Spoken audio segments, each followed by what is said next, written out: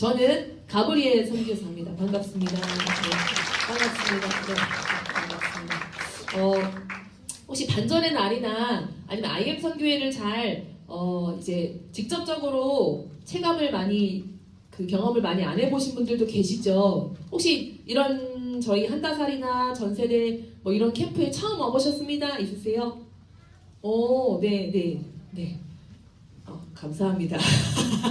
네, 저희가 혹시나 이제 또 그럼 잘 모르시는 부분들도 있겠고, 이런 저희가 이제 사역을 하고 또 캠프를 이제 운영하고 하는 데 있어서의 이런 분위기도 있고 스타일도 있잖아요. 이제 이런 것들이 익숙하지 않으신 분들도 있으실 것 같은데 또 적응을 또 부탁드립니다. 부탁드리고요. 예, 너는 뭔데 여기 서서 얘기하고 있어? 또 이렇게 궁금하실 수도 있을 것 같아서 제가 조금 어려 보일 수는 있는데 사실은 그렇게 어린 나이는 아니지만 어른들은 제 나이를 들으면 아이고 한창이야 라고 얘기하시는 나이예요. 36, 네, 이제 36인데요. 아직 네, 인생의 쓴맛을 다 보지 못한 뭐 이렇게 어떻게 보면 사회에서는 초년생은 아니지만 이런 경험들을 하고 지낼 수 있는 나이이지만, 또 잠깐만 제 배경을 좀 말씀을 드리면 저는 22살에 예수님을 이제 알게 됐어요.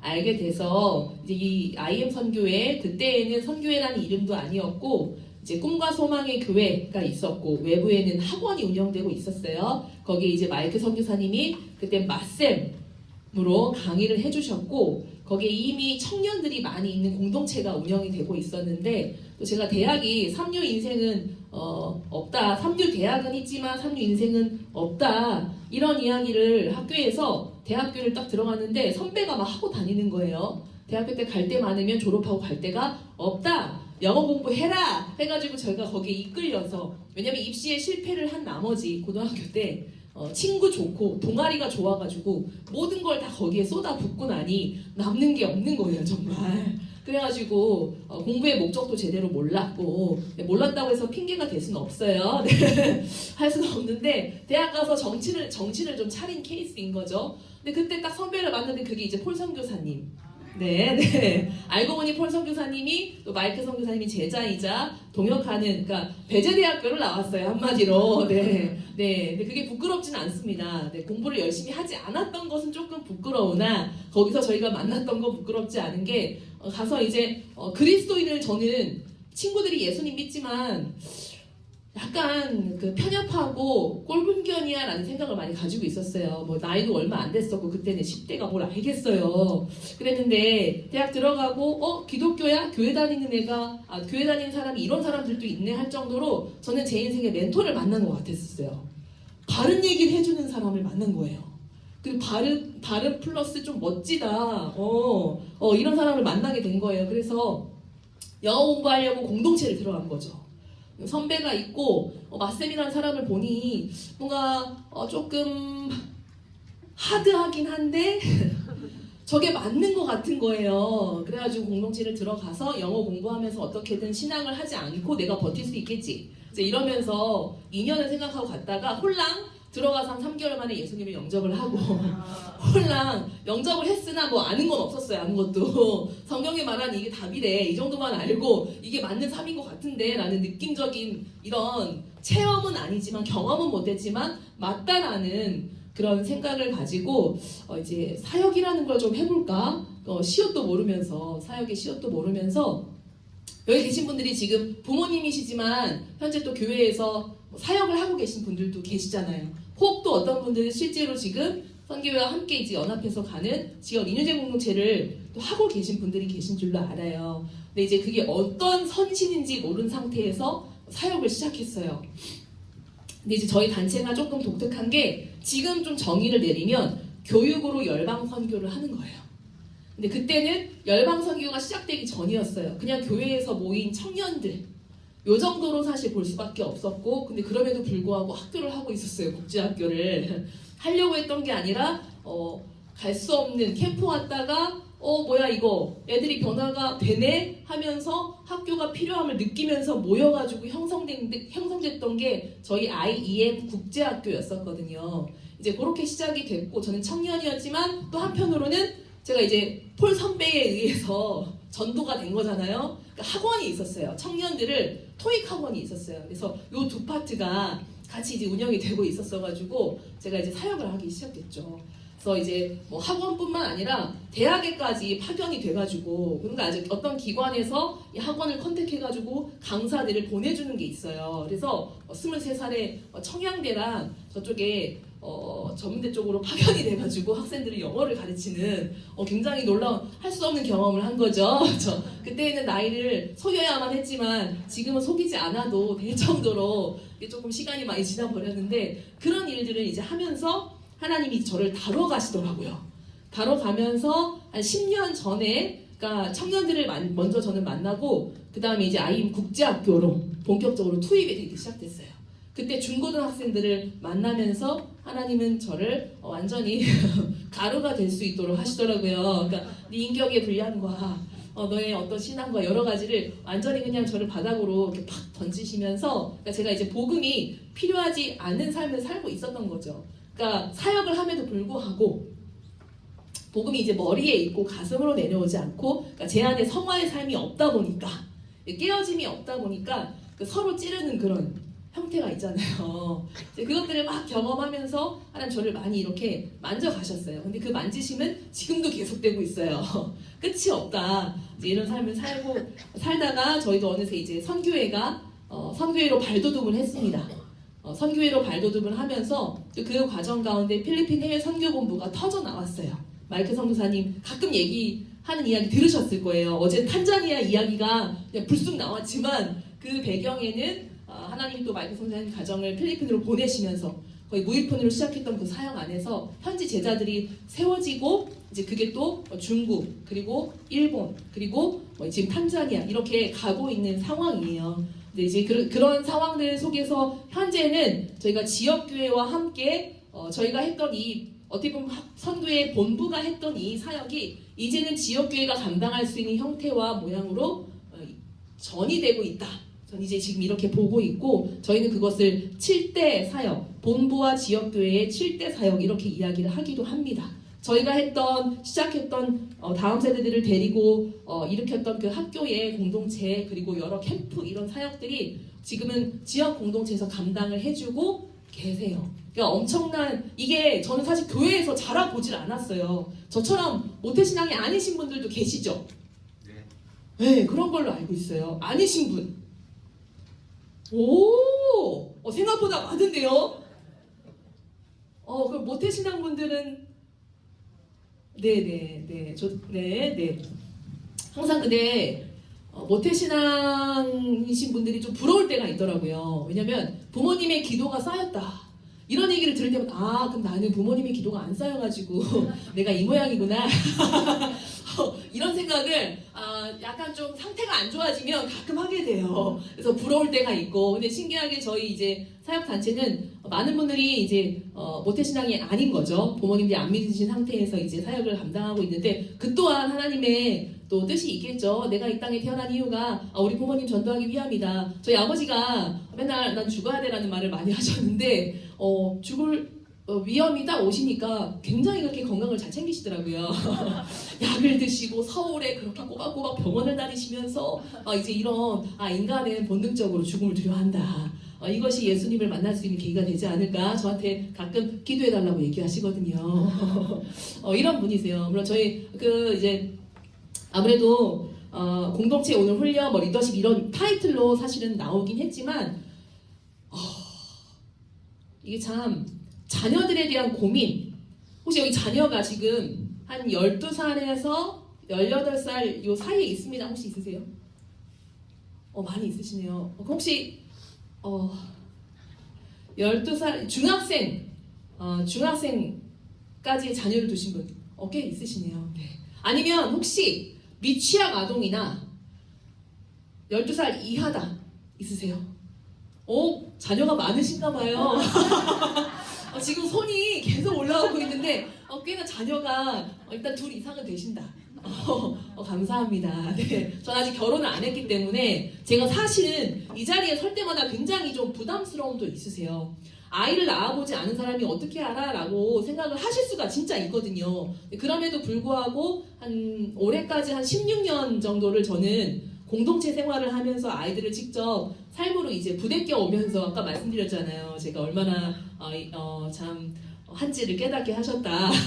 그 시간들이 있었기 때문에 사실은 또 이 자리에서 이야기하는 부분이 있고, 저는 한 가지 확신하는 것이 있습니다. 육으로 자녀를 낳진 않았지만 하나님께서 부르셨다면 하나님이 그 자리에서 그 일을 감당하는 데에 육으로 낳은 부모님보다 더 뛰어난 영성을 부어주신다라는 것은 저는 믿습니다. 그리고 전문성에 대해서 부단히 갈고 닦으면 누구보다 자격이 없음이 아니라 충분한 자격이 있다라고 저는 생각합니다. 근데 그거 아시죠? 사역을 한다던가 뭐 교사로 이렇게 한다던가 많은 분들이 고민을 하세요. 저도 그랬지만 제가 자격이 될까요? 이런 생각들 때문에 사역을 기피하시는 분들이 계세요. 회피하시는 분들이 계시거든요. 아까 저는 정말 동의합니다. 교사는 아무나 하는 것이 아니다. 그쵸? 근데 이제 부모님은 모두가 부모가 돼야 되잖아요. 그쵸? 모두가 부모가 되어야 한다. 모두가, 사실 이건 성경적인 가르침이라고 생각합니다. 근데 그럼에도 불구하고 결혼을 아직 하지 않은 사람들이 일부러 그런 건 아니라는 거. 네. 아직 때와 시기를 만나지 않은 것 뿐이지 어떤 적대적인 감정을 가지고 안 할 거야 이런 건 아니라는 거예요. 아시겠죠? 네. 근데 어쨌든 부모의 의무가 있고 부모가 되어야 될 의무가 있고 또 2차적인 것은 부모 이퀄 교사라고 말씀하셨어요. 맞습니다. 네, 그 교사라는 건 삶으로 드러냄이 반드시 수반되어야 하는 것이라는 부분에 대해서 다 동의하실 것 같아요. 그리고 부모는 모두가 될 수 있고 되어야 하지만 교사는 아무나 할 수가 없다. 저는 이 말이 너무 공감이 약간 되더라고요. 배움을 멈추는 그 순간 어찌 보면 저도 그렇지만 우리 부모님 세대가 배움을 멈춤과 동시에요. 그것은 뭐와 같냐면 나는 내 맘대로 살겠습니다. 이게 되는 거고요. 나는 내 맘대로 자녀를 양육할 겁니다. 이게 되는 거다 라고 생각이 듭니다. 아까 사실상 간증도 해주셨고 이렇게 해주시면서 저도 사실 동일한 맥락에서 말씀을 드리는 부분은 아이들에게 강조하고 권하는 훈련들이 있잖아요. 근데 사실은 그것을 살아내고 삶으로 증거하는 우리의 역할이 너무 중요하다라는 겁니다. 저희 공동체가 만들어지기까지 그리고 여러 가지 지금 막 컨텐츠들도 있고 제공하는 자료들도 있고 하지만 저희가 살아보고 실수하고 다시 바르게 함을 하나님 앞에 또 이렇게 그 시간들을 거치다 보니까 이것들이 쌓이고 컨텐츠화 된 것들이거든요. 근데 부모님들 얼마나 사실은 이 얘기를 들으면 마음이 어려울까 이 생각도 해요. 뭐만 하면 애미 탓이야. 그죠? 네 애미가 뭐 이렇게 나오는 거예요. 네 애비가 하면서. 그래서 제가 이제 아무래도 부모 세대 강의를 하다 보니 저희 부모님이 많이 떠오르기도 하고 부모님이 허물을 자꾸 얘기를 하는 것 같은데 저는 부모님을 존경해요. 저희 부모님이 믿지 않으시고 두 분이 따로 사세요. 뭐 말씀하시기로 원치 않는 결혼을 해서 저랑 오빠를 잘 낳으시고 밥숟가락 들 때까지 내가 기다린다. 집을 나간다. 막 이렇게 하시면서 숟가락질 지금 다 할 수 있는데 오래 참으셨더라고요. 근데 이제 부모님 마음은 참 그런가 봐요. 근데 어쨌든 그런 환경이 요즘 비일비재하잖아요. 그러니까 일반적인 안정적인 가정을 꾸리고 살았으면 좋겠어. 이게 부모님들의 바람이고 아니 보통의 삶을 좀 살면 안 돼. 이게 사실 부모님들의 마음인데 일반적이고 보통 수준이고 안정적인 삶이라는 건 대체 그 기준이 어디에 있냐라는 거예요. 어디에 있냐라는 거예요. 진짜로. 그 누구 기준이냐라는 거예요. 사실 저희는 믿는 사람들로서 이 기준에 대해서 생각하지 않을 수가 없습니다. 근데 저희 부모님은 안 믿으시잖아요. 그렇죠? 저는 그래서 낳아주시고 길러주신 것만으로도 그것은 엄청난 은혜다. 왜냐하면 공동체를 살아보고 주변에 일어나는 일들을 바라보니 이건 사람으로서는 할 수 없는 일인데 우리에게 맡겨졌다. 이거는 하나님이 우리의 본성의 타락과 죄의 결과로 인해서 인간에게 주신 최고의 조직의 쓴맛이다. 이제 이걸 경험하게 하시기 위해서 가정을 허락하셨고 이 회복을 맛보아 그러니까 천국을 사모하지 않으면 안 될 삶을 우리에게 허락하신 거구나. 하나님은 공평하시다. 이제 이런 걸 이제 보게 됩니다. 근데 이게 믿는 가정이든 믿지 않는 가정이든 별반 차이가 없음을 또 보게 될 때 마음이 조금 안타깝더라고요. 이렇게 되면 또 저희에게 주어지는 이 의무감이 더 가중되는 거죠. 그렇죠? 그리스도인으로서. 근데 저는 어떤 채찍을 가하려고 하는 게 아니에요. 그게 아니라 저희가 이 마지막 시대에 모두가 다 부모가 돼야 되는 의무가 있죠. 근데 지금은 그러니까 육적으로나 영적으로나 부모가 되어야 되는 때잖아요. 그렇죠? 그러니까 다음 세대를 살리는 것은 우리에게 직면한 이 시대적인 사명이라는 거예요. 저희 선교회의 이 비전과 사명은 선교 완성입니다. 선교 완성. 그래서 마태복음 24장 14절의 말씀을 두고 그 가운데 저희가 여러 사역을 펼쳐나가고 있는데 시대적 사명은 한 사람을 그리스도인, 그러니까 전인격, 전인생, 전 방향의 그리스도인, 그러니까 선교사로 세워서 그로 하여금 선교 완성의 그 사명에 동참하게 하는 것이 저희의 시대적인 사명이에요. 여기 아멘 되시나요? 아멘? 여러분 근데요 중요한 건 저는 오늘 사실은 우리 자녀들에게 이런 교육이 필요합니다도 있지만 저희가 그렇게 살아내기를 사모했으면 좋겠어요. 우리 부모님들 직장 다니시는 분들 계시죠? 직장 혹시 직장 다닙니다? 아, 네. 자, 하셨습니다. 난 사역을 합니다. 있으세요? 사역? 아, 네. 자, 아, 네. 안 계시네요. 자, 왜 없으세요? 그 가정사역 하고 계시잖아요. 그러니까 가정선교사로 오셨잖아요. 맞지요? 그 직장 선교사로 계시다 오셨잖아요. 그쵸? 그러니까 정체성을 저희가 분명하게 해야 된다 이 얘기예요. 분명하게 해야 된다. 그러니까 저희가 지금 이 마지막 시대에 돌파를 해야 된단 말이에요. 돌파. 그러니까 한국 땅이든 어디 다 떠나가지고 지금은 뭐 부흥이 없는 세대 얘기하지만 그렇지 않다는 거. 물론 평양 대부흥 막 이런 것들 영적인 각성과 영국에서 일어났던 여러 이야기들이 오늘 이 시대에 일어난다면 너무 감사하죠. 그러나 일어나지 않을 법이 없습니다. 이미 태동하고 있습니다. 그러나 부흥이라는 것은 한번 그냥 눈에 번쩍하는 거기서 끝나는 게 아니잖아요. 그렇죠? 우리 안에 이제 이루어가야 될 성화의 삶이 엄청나게 이제 펼쳐져 가는 거예요. 그 시작인 거잖아요. 그렇죠? 근데 저는 우리 아이들만 보면서 혀를 차서는 안 된다는 생각이 드는 거예요. 선교의 가장 첫 대상이 바로 우리 자신이라고 이야기하잖아요. 하나님 앞에 나에게 허락하신 자녀에 몰두하다 보면 결국은 나라는 존재가 잃어버려지는 것. 우리 부모님들은 다 이미 그것을 경험하고 난 얘를 위해서 내 인생을 다 투자했고 모든 것이 자녀를 중심으로 돌아가게끔 인생이 설계된 것처럼 그렇게 가고 있지만 사실 그렇지 않거든요. 우리의 이 축은요 하나님을 중심으로 해서 돌아가게끔 되어 있어요. 물론 아이를 낳으면 모든 상황과 환경들이 다 바뀐다고 하죠. 그렇죠? 당연히 그 트랙을 따라서 가야 하지만 이거는 시간을 분배하거나 어떤 가정의 문화를 단편적인 것을 이야기하는 것이 아니라 오늘 우리 부모님 세대 저도 이미 30이 넘었기 때문에 청년은 아닌 것 같습니다. 약간 이 청장년의 이 중간에 있는 우리들이 가져야 될 것이 무엇인가, 우리들이 돌파해야 될 것이 무엇인가, 이 고민을 해봤으면 좋겠어요. 우리에게 기업으로 주신 우리의 자녀들을 위해서 이따가 뜨겁게 기도했으면 좋겠습니다. 근데 사람은 변합니다.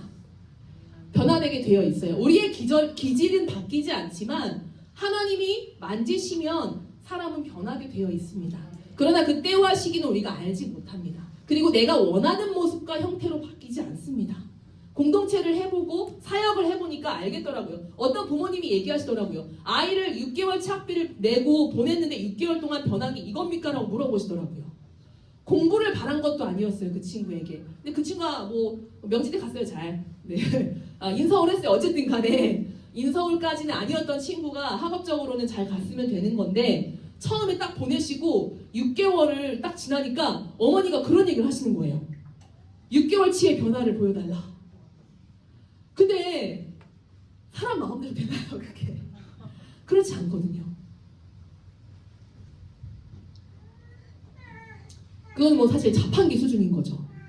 1,000원 내고 내가 이거 먹고 싶어서 코코팜 눌렀으니까 이게 나오는 거예요.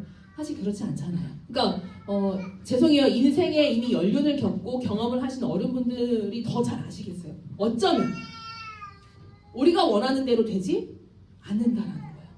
저는 이런 케이스를 많이 봤습니다. 아이들이 진짜 자녀들이 내로라 말 할 만큼 굉장히 학교에서도 되게 잘 인정을 받고 공부도 잘하고 리더십도 엄청 좋아. 근데 어머니가 욕심이 과했던 거야. 그러면서 아이가 엇나가기 시작했어요. 근데 그러면서 어머니를 사역지로 부르시더라고요. 어머니를 사역 현장으로 부르시며 눈물을 막 쏟으시고 친구들은 막 뭐 서울대 가고 저기 어디야 서울대 저 연세대 가고 이렇게 했는데 내 자녀는 그게 아니야. 근데 더 이상 그게 자녀의 잘됨과 못남의 기준이 아닌 게 돼버리는 거예요.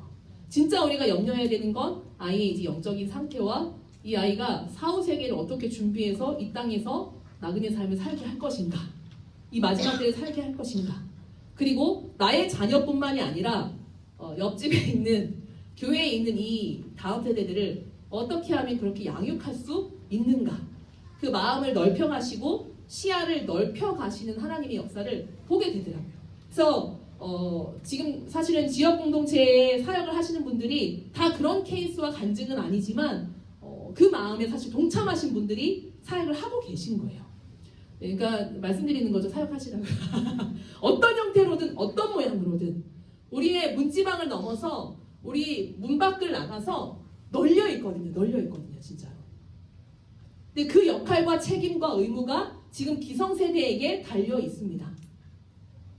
지금 저희의 책임이라는 거예요. 아이들은요, 바르게 함을 원합니다. 아닐 것 같잖아요. 근데 쓴소리를 원합니다. 물론 집에서 아무리 그렇게 얘기를 해도 안 듣더만 내 새끼 막 이렇게 하는데 알아요. 내 자식은 좀 힘들더라고요. 보니까 저희 부모님도 자식 이기는 부모 없다고 이렇게 얘기하시던데, 제가 선교사 하는 걸 그렇게도 말이시지만 못 말이시잖아요 결국은. 근데 그거랑 다르죠. 그러니까 바르게 함이 필요한 삶의 태도와 자세가 있어요. 근데 이 부분은 이따가 좀 잠깐 다루기도 하겠지만, 이 세대는 어그러지고 굽어진 것들이 있지만 우리 본성에, 인간의 타락한 본성이지만 우리 안에 여전히 하나님의 형상을 닮은 이것이 잔재하고 내재되어 있기 때문에 반드시 알아요. 우리가 쫓고 싶어하는 게 뭔지. 오히려 근데 이제 이건 안 되겠죠. 사랑이라는 말로 지적을 하는 것은 상대방이 알잖아요. 그렇죠? 근데 감정을 다 빼고 죽이고 진짜 이 인생의 한 영혼의 인생을 바라봤을 때 1년 뒤 6개월, 1년 뒤도 아니야. 3개월, 6개월이 어떨지 뻔하잖아요. 1년이 뻔하잖아요. 6년이 뻔하잖아요. 이게 삶이 쌓여버리면 그럼 이 뒤에 인생이 어떻게 살아갈지, 그러니까 사회에서 번듯한 어른으로 살아가는 것도 중요한 부분이지만 영적으로 이것을 하나님 앞에 다스림받지 못한다면, 그리고 그리스도의 사랑과 그 공의를 이것을 경험하지 못한다면 이 삶은 계속될 건데 거기에 대한 생각들을 해주시기를 바래요. 그리고 담대하시길 바래요. 용기 내시기를 바래요. 제가 지역교회를 몇 군데 돌아다니다 보면요, 그러니까 진짜 권위와 순종이 질서가 무시된 세대를 우리가 살고 있구나. 어른들을 봐서 뭐 인사 안 하는 것 때문에 그러는 게 아니에요. 인사는 우리가 먼저 하면 되는 거잖아요. 그렇죠? 먼저 하고 받을 때까지 하고 할 때까지 하고 근데 목적과 동기가 중요한 게 있죠. 대우를 받고 싶어서가 아니라 이 사람이 상대방에 대한 존중과, 그쵸? 하나님의 창조물과 피조물에 대한 이 사람의 인격체에 대한 인정인 거잖아요. 그냥 지나가면 공기를 마주치고 지나가는 거랑 똑같은 건데 공기가 아니잖아요. 사람이 아니문이다가 아니라 우리 사람이고 눈에 보이는 인격체고 존중해야 되는 것이 마땅한 거고, 이제 이런 그 동기 안에서 아이들에게 이제 또 배움의 장을 만들어 주는 거죠. 이제 이런 동기가 필요한 건데 뭐 인사 안 해? 뭐 이렇게 시작해가지고 근데 이제 지금 근데 그런 이야기를 하는 것조차가 어렵다는 얘기예요. 자기가 먹고 난 쓰레기를 두고 가는 게 너무, 그래서 교회 딱 들어가잖아요. 그러면은 애들이 주일 예배, 애들 예배 마치고 나서 쓰레기가 이렇게 있어요. 그러니까 조금 거세게 얘기하면 처먹는 놈 따로 있고 치우는 놈 따로 있다. 약간 이제 집에서도 그런 그 분위기가 가끔 있죠. 이제 먹는 사람은 따로 있고 치우는 사람 따로 있어. 이것도 한계가 있는 거거든요. 근데 사실상 이 모든 것들이 배움의 부재다라는 거죠. 함께 세워져 가는 것에 대한 이 부재함이 있었던 거다라는 거예요. 전에 한번 어떤 권사님을 만났어요. 어떤 권사님이 참 신혼처럼 여전히 삶을 살아가시는 권사님 부부 계신데, 권사님이 하루는 이제 죄송해요. 또 가정 비슷한 상황들이 겪으실 수도 있는데, 그 남편분이 연세가 몇 살 더 이렇게 영하신 걸로 알고 있는데 그 신랑분이 죄송해요. 또 그럼 이게 또 축소가 되네요. 이렇게 신랑 남자분 이렇게 또 축소가 되는데, 모든 남자가 다 그런 거 아니잖아요, 그렇죠? 그렇죠? 저는 그렇다고 생각해요. 근데 자꾸 음료를 먹으면 늘 즐겨 먹는 음료가 있는데 그걸 꼭 그렇게 안 치우고 두신다는 거예요. 근데 이게 그래서 싸움이 됐대요. 싸움이 됐는데 존댓말을 서로 쓰시는가 봐요. 근데 이제 여보 여기다가 자꾸 두면 그러니까 쓰레기통에 넣을 수 있지 않냐. 근데 이렇게 얘기하셨대요. 아니 뭐 이것쯤이야 그냥 치워주면 되지 않냐고 이렇게 얘기했는데, 이 권사님이 이것쯤이기 때문에 당신이 스스로 치울 수 있을 거라고 생각합니다. 이렇게 얘기를 하는 거죠. 그 뒤부터는 그래서 이것쯤이 없어졌다고 해요. 이게 참 생각의 차이일 수도 있고, 어디까지를 받아줘야 되는 거지? 어디까지를 내가 인내해줘야 되는 거지? 이런 생각이 사실은 들거든요. 이것쯤이야 당연히 용인하고 받아줘야 되는 거 아니야? 라는 생각이 사실은 우리가 한번 생각을 좀 해봐야 돼요. 당연한 건 사실은 없거든요. 공동체라는 건 그렇거든요. 당연하기 때문에 무조건적인 수용이 사실은 지금 오늘날의 과잉과 과보호와 그로 인해서 아이들이 죄송해요. 그러니까 아이들이 진짜 온실 속의 화초라는 말은 그런 것 같아요. 온실 속의 화초, 그러니까 아무것도 할 수 없는 괴물로 자라나고 있는 게 맞구나. WHO 국제보건기구에서 지금 미디어 중독이 3명 중에 1명꼴입니다라고 그런 이제 결과가 있다고 해요. 3명 중에 1명꼴이 미디어 중독입니다. 그것도 10대가. 근데 미디어 중독이라고 이야기하는 건 뭘 얘기하냐면 내 기능이 저하됐다. 이제 이걸 얘기하는 거거든요. 그러니까 생각할 수 없는, 그러니까 생각하기를 싫어할 뿐더러 생각할 수 없는 존재가 되어져 버린다는 얘기예요. 거기에 더불어서 그냥 우리가 어떠한 훈련 없이 그냥 살아가고 이 생활의 이 행태가 그냥 나인 것처럼 정해져 버리는 세상을 살아가고 있어요. 이것은 굉장히 심각하다라고 받아들여야 되는 부분이 맞거든요. 저는 근데 그럼에도 불구하고 알아요. 부모님들이 집에서 내 자녀를 양육하는 게 쉽지 않다는 걸 알아요. 왜냐면 애초부터 그 권위의 이 질서에 순복하는 것이 이루어지지 않으면 그 다음이 너무 어렵거든요.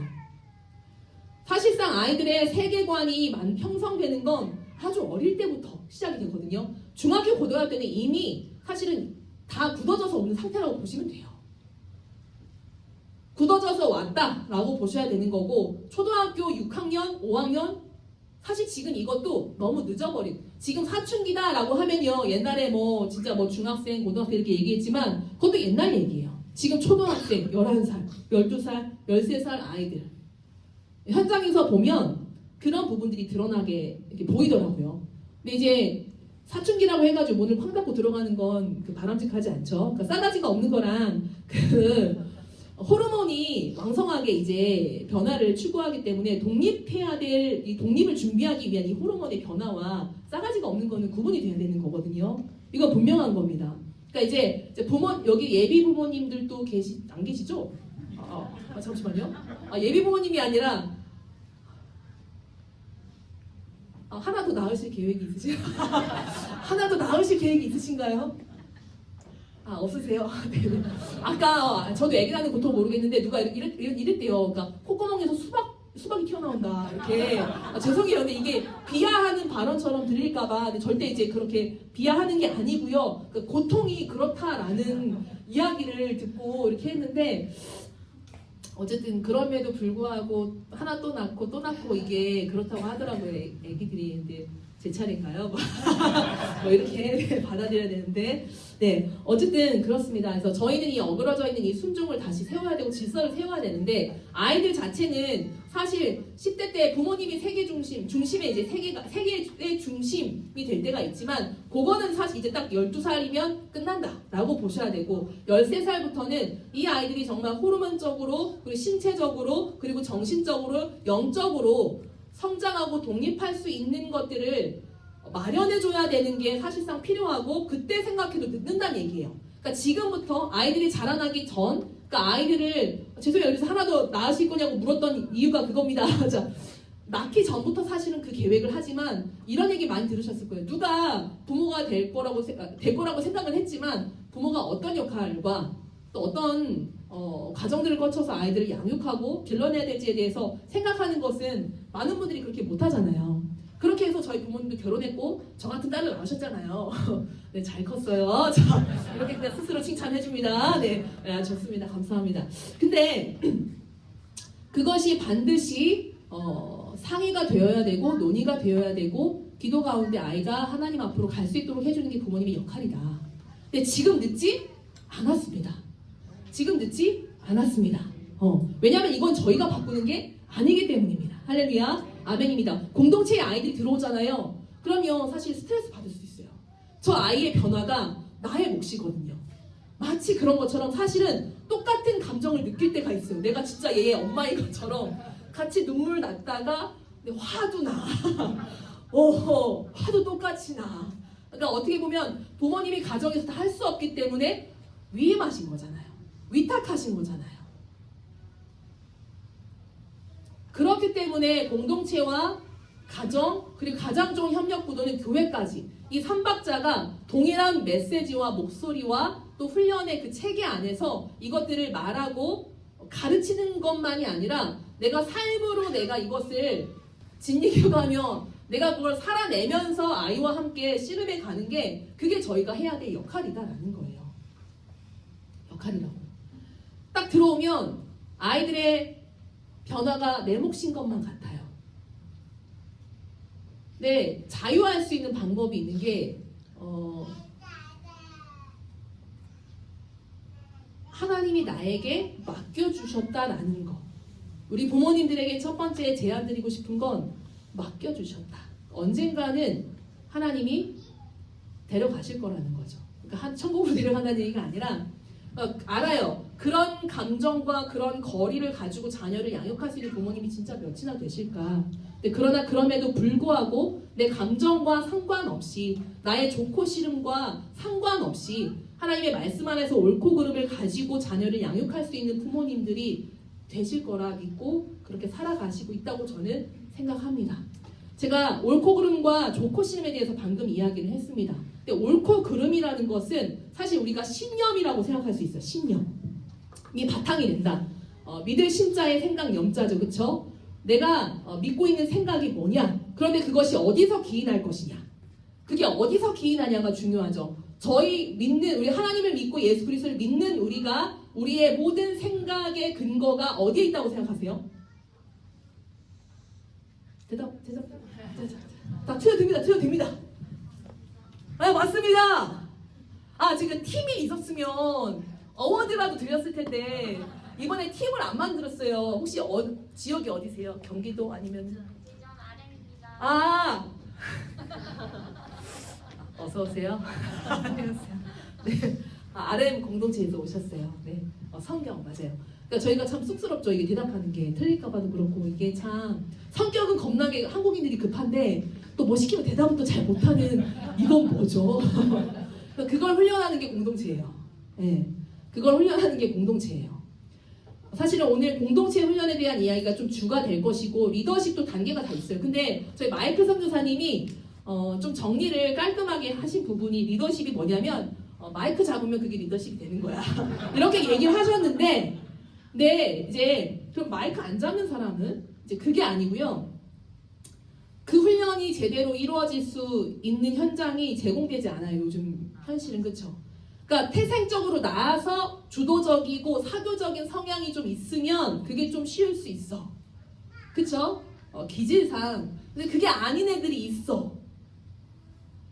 근데 우리는 이 아이의 주도성과 리더십만을 발현시켜서 그냥 성장시키기 위함이 아니잖아요. 결국은 그 전인의 삶이 훈련이 되어져서 복음적인 삶을 살고 이것을 나타내고 드러내고 증거하는 전문 분야에서 이런 것들을 저희는 함축해서 아이들에게 리더십을 또 부여하고자 훈련을 하는 거잖아요. 사실 그래서 공동체가 중요해요. 왜냐하면 그 체질이 아니어도 마이크를 잡는 자리에 서봐야 되고 함께 논의하고 협의해야 되는 회의 자리 안에서 주장을 내야만 하고 이 훈련들을 하고 있거든요. 저는 마이크 잡는 거 진짜 못하는 사람이었어요. 지금도 사실은 많이 떨려요.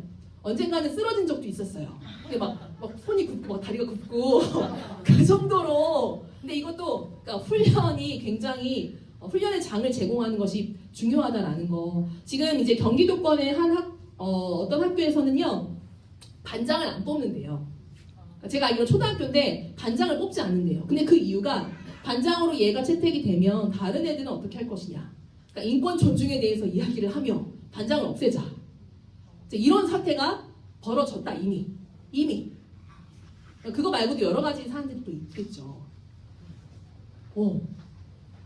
근데 이제 이런 부분에 대해서 아이들에 대한 이제 협업이라던가 리더십을 발휘한다던가 사실 아까 난타 공연도 막 보셨잖아요. 어떤 생각이 드셨어요? 잘한다. 스트레스 막 날라간다. 막 두들기고 막 대리만족도 되고. 근데 한편으로는 내 새끼도 저런 것 좀 했으면 좋겠다. 이런 생각 안 드세요? 그쵸. 그러셨을 것 같아요. 아미는 이제 나와서 너무 귀엽더라고요, 진짜. 귀엽고. 죄송해요. 근데 또 이런 저는 그거 보면서 부모님들 제가 지금 어쨌든 저한테 지금의 관심사는 부모님들이기 때문에 애들보다 부모님들이기 때문에 부모님들은 아마 이런 생각을 하시겠다. 내 새끼가 저런 거 하면 너무 좋겠고 일단은 내 새끼가 하나님을 잘 알든 모르든 신앙이 어떻든 간에 외형적으로 변화되는 것만을 보더라도 일단은 기뻐. 그쵸? 진짜 그래요. 하나님을 첫판에 딱 만나면 너무 좋겠지만 모두가 다 속도가 다 똑같고 시작점이 같은 게 아니거든요. 저도 사역을 먼저 한 거지 예수님 본격적으로 먼저 만난 게 아니에요. 그런 거란 말이에요. 누군가는 하나님이 사도바울처럼 부르셔서 확 그냥 눈을 주는 사람도 있지만 그렇지 않고 점진적으로 하나님을 깨달아가고 그리스도의 사랑을 깨달아가는 그런 상황이 너무나 다 다른데 그렇지 않을까요? 이제 그래서 리더십이라는 그 부분보다도 지금은 공동체 안에서 아이들이 자라나는 것이 너무나 필요하다. 저는 이 부분을 말씀드리고 있는 거예요. 그리고 내 자녀를 내가 잘 키우면 너무나 좋겠지만 당연히 한계가 있을 수 있어요. 그렇기 때문에 더욱이 공동체가 필요하다. 저희 선교회만 하더라도 저희 선교사님들의 자녀가 많이 있어요. 근데 그들을 돌보고 또 여러 가지 하는 것들은 부모님이 역할을 하는 부분도 있지만 그러나 공동체의 힘이 크거든요. 시시때때로 먹이고 입히고 재우고 저쪽 방 가서 잤다가 여기 와서 자고 이런 여러 가지가 이 공동체적인 삶을 살아내지 않는다면 어렵다. 저희는 특히 지금 사역을 하고 있고 또 직장에 다니시는 분들도 그렇잖아요. 그러니까 소망하는 것은 우리의 교회가 그런 공동체적인 삶을 살아가는 교회 되기를 꿈꾸시길 바래요. 그리고 우리의 가정이 그렇게 오픈할 수 있는 가정이 되기를 또 바라시길 바래요. 그리고 또 우리의 자녀들이 지금 개인주의가 팽배한 이 세대 속에서 남들한테 이런 분들 안 계시겠지만 퍼주거나 남들의 어떤 이 울타리를 경계를 넘어가는 거에 대해서 굉장히 조심스러워 하시거나 근데 그것들을 해제해야 된다고 생각합니다. 하나님이 그 담장을 넘어가라고 이야기하시잖아요. 그렇죠? 모든 물건을 통용하며 하는데 저도 아직 거기까지는 준비가 안 됐습니다. 통용하며 어쨌든 재산이 없기 때문에 그거는 상관이 없지만 질서와 권위가 무너져버린 요즘의 이 세대 속에서 우리는 이 무너진 질서와 권위를 어떻게 세울 것인가. 근데 무너진 질서와 권위만을 세우는 게 지금 최대의 목적은 아니죠. 지금 누군가는 사실 관계의 개선이 시급하신 분들도 있을 수도 있을 것 같아요. 또 돌아가면 어릴 적에 상처가 있었어. 아이한테 상처를 준 게 있었어. 근데 또 보면 엄마 아빠도 사실은 그 상처에 짓눌려서 살아오면서 인생이 그렇게 펼쳐져 왔던 거야. 이런 여러 가지 과정들이 있더라고요. 방법이 있습니다. 끝이 아니에요. 하나님은 반드시 회복을 시키실 건데 아까 제가 말씀드렸죠. 우리가 원하는 때와 방법이 아닐 수 있다. 그러나 가장 먼저는 기도하는 우리 부모님 세대가 더욱 되시기를 축복합니다. 근데 기도하신다면 방법을 진짜 구하셔야 돼요. 실질적으로 아이들에게 가르치고자 함이 아니라 하나님 앞에 내가 한 사람의 그리스도인이 이 땅 가운데 부름을 받았잖아요. 이 부름받은 이 한 삶이 청지기의 삶을 살아가면서 또 나를 똑같이 닮은 내 자녀를 양육하라는 특권을 주셨잖아요. 그렇죠? 우리에게 소유권은 아무것도 없잖아요.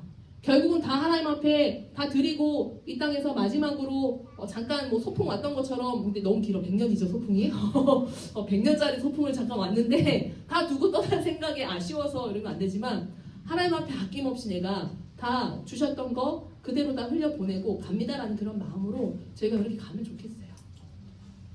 선교의 대상이 가장 먼저는 우리 집에 있는 그 두 사람이요 이거 말고 우리 집에 있는 그 큰 놈이랑 작은 놈이 있는데 막 이거 내가 먼저 하나님의 그 은혜와 사랑과 내가 처음 만났던 그 주님의 그 사랑에 다시 푹 잠기는 거. 그게 딱 회복이 되면 그거 아시죠? 막 그 내 안에 그 에너지가 막 샘솟으면서 콧노래가 나오면서 찬양이 나오면서, 근데 꼭 이걸 방해하는 분들이 우리 집에 있어 막 이렇게 되잖아요. 아니 우리 직장에 있어 이렇게 하면서. 그래서 저희가 이걸 돌파하기 위해서 우리에게도 훈련이 필요하다. 우리 기성세대가 감당해야 하고 할 수 있다. 내가 경험하지 않은 것들을 아이들에게 이거 좋은 거 내가 알려주고 했는데 돈 내가 주고 했는데 너 왜 이거 안 해? 이러면 부모님 속상하잖아요. 근데 아이들은 그 필요를 지극히 잘 못 느끼고 있단 말이에요. 어떻게 보면 세상이 너무 좋고 재밌거든요. 잠깐 이거를 좀 보여드리면 저희 이제 선교회에 4가지 훈련 영역이 있어요. 4가지 훈련 영역이 있는데 4가지의 영역 이전에 또 뭐가 있냐면 3가지의 교육 메커니즘이 있어요. 메커니즘 첫 번째는 뭐 자기주도 학습, 그리고 독서, 그리고 멘토링. 이 3가지의 3대 기둥을 학습에 굉장히 중요한 메커니즘으로 여기고 있습니다. 그럼 이것들을 녹여내는 것이 바로 현장에서 이 4가지의 영역인데 우리 아이들이 이런 훈련이 필요하다. 그래서 저희가 코로나 기점으로 선교회가 그 매스컴에서 와장창 이런 사건들이 있을 때 홀리 트리니티 시스템이라는 정리할 수 있는 기회를 또 주셨어요. 그래서 근데 2가지밖에 안 나오네요. 이게 내리면 되나? 네, 자 내리면 됩니다. 네, 저 내려오면 됩니다. 네, 됐습니다. 이제 이걸 정리를 하게 됐는데 아마 이런 생각 많이 하시죠. 진짜 내가 이 학교 다니고 싶다. 이런 생각 많이 하시는데 다니시면 되세요. 제가 무슨 말씀, 오늘 제 요지가 뭔지 아시겠죠? 부모님이 다니시면 돼요. 그러니까 부모님이 이 훈련의 툴을 아이에게만 적용하지 마시고 나의 것이 될 수 있도록 받아들이는 게 필요하다는 이야기예요. 실제로 어떤 분은 자녀를 이런 공동체에 보내셨는데 그분이 CBUP를 하신다는 거죠. 내 자녀가 다니고 있는 학교에서 무엇을 하는지가 궁금하고 어떤 목적과 정신으로 하고 있는지가 궁금해. 나도 알고 싶어. 하시다가 사역자가 되시는 케이스도 있고 집안에서 막 이렇게 소생되기 시작하는 거예요. 이런 거죠. 네. 자, 어쨌든 저희가 중요하게 여기는 이 4가지를 4가지이지만 각 이 4가지 영역 안에 3가지의 훈련 영역들이 있습니다. 그래서 홀리 트리니티 시스템이라고 부르는 그 이유가 홀리 트리니티가 거룩한 이제 성 삼위일체를 얘기하는 거죠. 이것이 우리의 삶과 일상에 회복되어질 수 있도록 하는 그 시스템이 이렇게 이제 있다라는 걸 이야기하는 거예요. 신앙, 생활, 학습, 선교 이 영역 안에 있어서 부모님들 한번 생각을 해보세요. 나중에 이제 제가 사실 오늘 3C 공동체 영성 이 부분을 이야기하기 위해서 이제 왔는데요. 죄송해요, 제가 좀 넘어가겠습니다. 제가 다 잘라놔가지고 자를 이미 그래서 자 어쨌든 그렇습니다. 근데 이제 저희는 잠깐 이제 언급을 드리면 트리플 스쿨이라는 것을 굉장히 중요하게 여겨요. 이제 트리플 스쿨이라는 게 다른 게 아니라 뭔 또 학교야 이렇게 생각하실 수 있지만 세 가지, 성경이 이야기하는 핵심적인 세 가지가 이거다라고 정의를 내린 거예요. 성경은 예수, 복음, 제자, 소명을 이야기한다. 그래서 그 관점 안에서 아이들이 성경을 읽고 그것을 잘 정립하고 정리한 외국의 원서들이 많이 있고 한국의 책들도 있는데 그것들 선별해서 이것들을 읽고 발표하고 수업으로 만들고 공과화해서 수업으로 채택을 한 게 있습니다. 그러니까 이게 성경보다 우위가 될 수는 없죠. 그러니까 성경을 바른 관점 안에서 볼 수 있도록 하는 것이고 또 이것이 가지고 있는 가치관과 또 우리의 소명관이 성경이 무엇이라고 이야기하는가 이걸 계속해서 이제 체득할 수 있게 하는 거예요. 그러니까 그냥 읽기에서 끝나는 게 아니고 이것을 전하는 자가 굉장히 중요한 게 내가 이것이 체득되고 하나님의 그 은혜가 딱 덧입혀지잖아요. 그럼 이게 현장에서 탁 나갈 때 엄청난 영적인 그 에너지를 발산하게 되거든요. 뭐 구약여행 14일을 딱 들어요. 근데 사역자가 진짜 그거 아시죠? 내 것처럼 전하는 거와 그냥 이제 전달하는 거랑은 달라요. 그래서 우리 부모님들에게 이거 좋은 거 있어라고 소개가 아니라 소개해주세요. 소개 자녀들에게 막 해주세요. 근데 내가 딱 체감하잖아요. 그래서 체감을 하면 이게 전달하는 게 다르다는 얘기예요. 하면 그 수업 안에서 아이들이요 인격적으로 예수님을 만나요. 수업인데 50분의 그 수업 안에 교재가 있어요. 성경의 전체 맥락을 어떻게 보는 건지 글자가 있는데 그냥 글자를 전달하는 게 아닌 거죠. 그 구속사 안에서 하나님이 우리에게 허락하신 예수 그리스도의 그 사랑이 어떻게 흘러왔는지가 전달이 되잖아요. 그 애들 안에 이게 딱 깨지는 거예요. 일단 성경을 바라보는 이 관점 자체가 깨지는 거예요. 제가 몇 번 얘기한 적이 있어요. 저는 처음에 성경 접했을 때 그 사사기 저기 삼손과 들릴라의 이루어질 수 없는 사랑 이야기인 줄 알고 성경에 이런 얘기가 써 있어. 거기 읽을 때마다 입이 희죽희죽 거리는 거예요. 몇 번 막 또 반복해서 그 부분만 읽고 어떻게 안 됐어 둘이 막 이런. 당연히 되면 안 되는 거죠, 그렇죠? 이걸 남몰래 마음속에 간직하면서 알고 보니 그게 아닌 거야. 엄청 창피했어요, 근데. 다 어렵고 너무 성경 자체가 두껍고 어렵고 지루하고 이런 걸 읽으면서 어떻게 막 하나님은 엄청 무섭고 맨날 이런 하나님을 내가 믿어야 된단 말이야? 이제 거기에 하나님께서 먼저 믿게 된 자들과 성경을 연구하며 하나님을 경배할 수밖에 없는 존재구나라고 하는 그 하나님을 아는 이 지식이 누군가를 통해서 하나님 이루어 놓으셨잖아요. 요즘 시대가 얼마나 좋아요. 그러니까 이런 것들이 책으로 나와 있고 이것들을 저희 성경에서 공과하는 작업을 계속 하고 있어요. 하면서 여기에 이제 성경을 어떤 맥락으로 읽어야 되는지와 여러 가지가 결부가 되는데 일단 트리플 스쿨. 왜 여기 사람들은 트리플 스쿨을 그토록 이야기하는가? 이거는 접해보시면 알아요. 제가 중국에 가서 사실 중국에요. 한 20명 좀 안 되게 중국 부모님들을 모시고 CBUP를 직접 한 적이 있었어요. CBUP가 뭐의 약자인 줄 아세요? 철치 빌더 프로젝트라고 해서 이제 중국 가도 똑같은 거예요, 상황이. 거기 모였던 분들이 변호사, 의사, 그러니까 전직의 공한이었는데 변호사가 되어 있어가지고 이제 예수님 만난 거예요. 만나가지고 이런 사회 체제 안에서 우리 자녀를 이렇게 기를 수가 없다. 기독교 교육이 필요해. 이제 여기에 이걸 딱 꽂으시고 결성이 된 팀이 있었거든요. 거기 안에서 CBUP를 시작했는데 거기 핵심이 똑같아요. 트리플 스쿨이었어요. 물론 중국 분들이어서 언어의 한계가 있었고 저희는 영어로만 원서로 나와 있을 적이 너무 다행인 게 영어로 이제 그것들을 진행하면서 그분들이 깨지기 시작한 거예요. 성경이 이런 관점이었어. 내가 다시 태어난 것 같아. 그러니까 나는 이제 내 인생을 새롭게 시작할 거야. 이런 고백들이 나오면서 하나님 앞에 헌신하겠다는 고백들이 막 나오기 시작하는 거예요. 물론 이제 또 다 자세히 열어보면 여전히 우린 죄인이고 문화와 언어를 뛰어넘어 사람 사는 데는 다 똑같구나. 다 똑같다. 인종을 떠나서 이런 걸 많이 체감도 했지만 이게 진짜 근데 성경보다 우위가 될 수는 없죠. 성경을 조금 더 씹어서 풀어놓은 것들이라고 생각하시면 돼요. 어쨌든 이것이 핵심 홀리트리지 시스템에서 이 신앙 영역이 정말 중요합니다. 왜냐면 이거는 그냥 신앙의 영역, 훈련의 한 부분이 아니라 우리가 생활을 하든 뭘 하든 간에 중심이 되는 우리의 정신이라고 저희는 늘 얘기를 해요. 굉장히 중요하죠. 어떤 정신과 목적을 가지고 인생을 바라보고 살아가게 하는가. 그렇죠. 그것을 만져내는 게 바로 저희 트리플 스쿨에서 가장 먼저 관점에 대해서 이야기하는데 세계관. 우리 세계관. 아까 신념이라고 말씀드렸는데 내가 생각하는 바를 믿는 거죠. 그게 바로 성경에 있다는 얘기예요. 저희는 그 성경의 그 내용을 풀어놓은 트리플 스쿨을 연구하고 아이들이 주도적으로 펼쳐낼 수 있도록 한다라는 거예요. 근데 어른들이 예외가 될 수 없겠죠. 우리 부모님들 시간이 나신다면 독서를 하시기 바래요. 저희 교육 메커니즘의 세 가지가 자기주도학습과 멘토링과 독서라고 이야기했죠.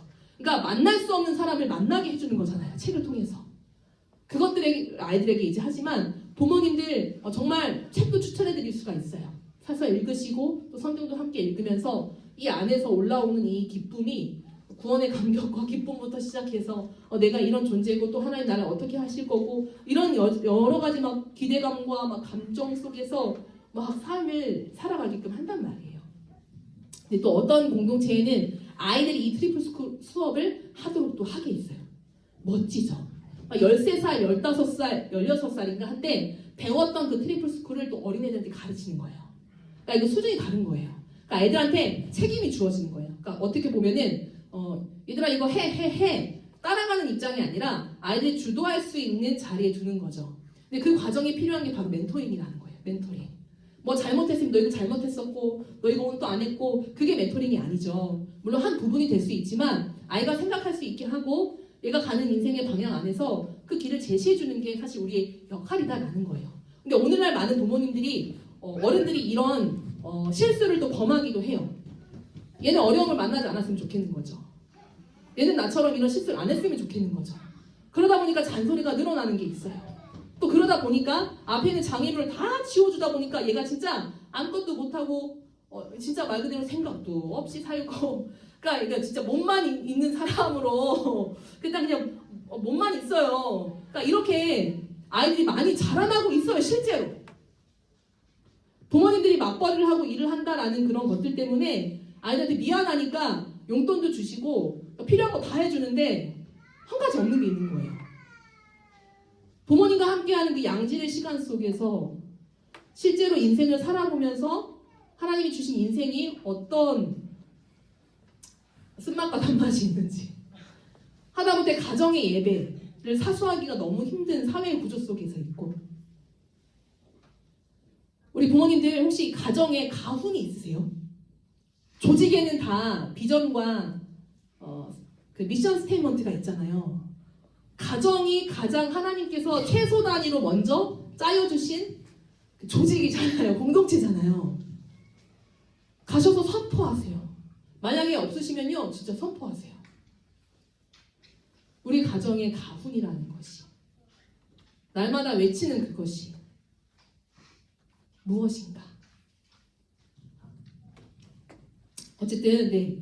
혹시 많이 졸리신가요? 네. 감사합니다. 네, 우리 부모님들 어떤 생각을 하고 계신지 잘 모르겠습니다. 그러나 지금은 어떤 생각을 하고 계시냐 보다도 네네 저희가 같은 마음으로 있는 건 맞죠? 네네. 네, 피곤하신 거 너무나 너무 잘 이해합니다. 네, 조셔도 되시고요. 네. 괜찮습니다. 네, 그래서 네.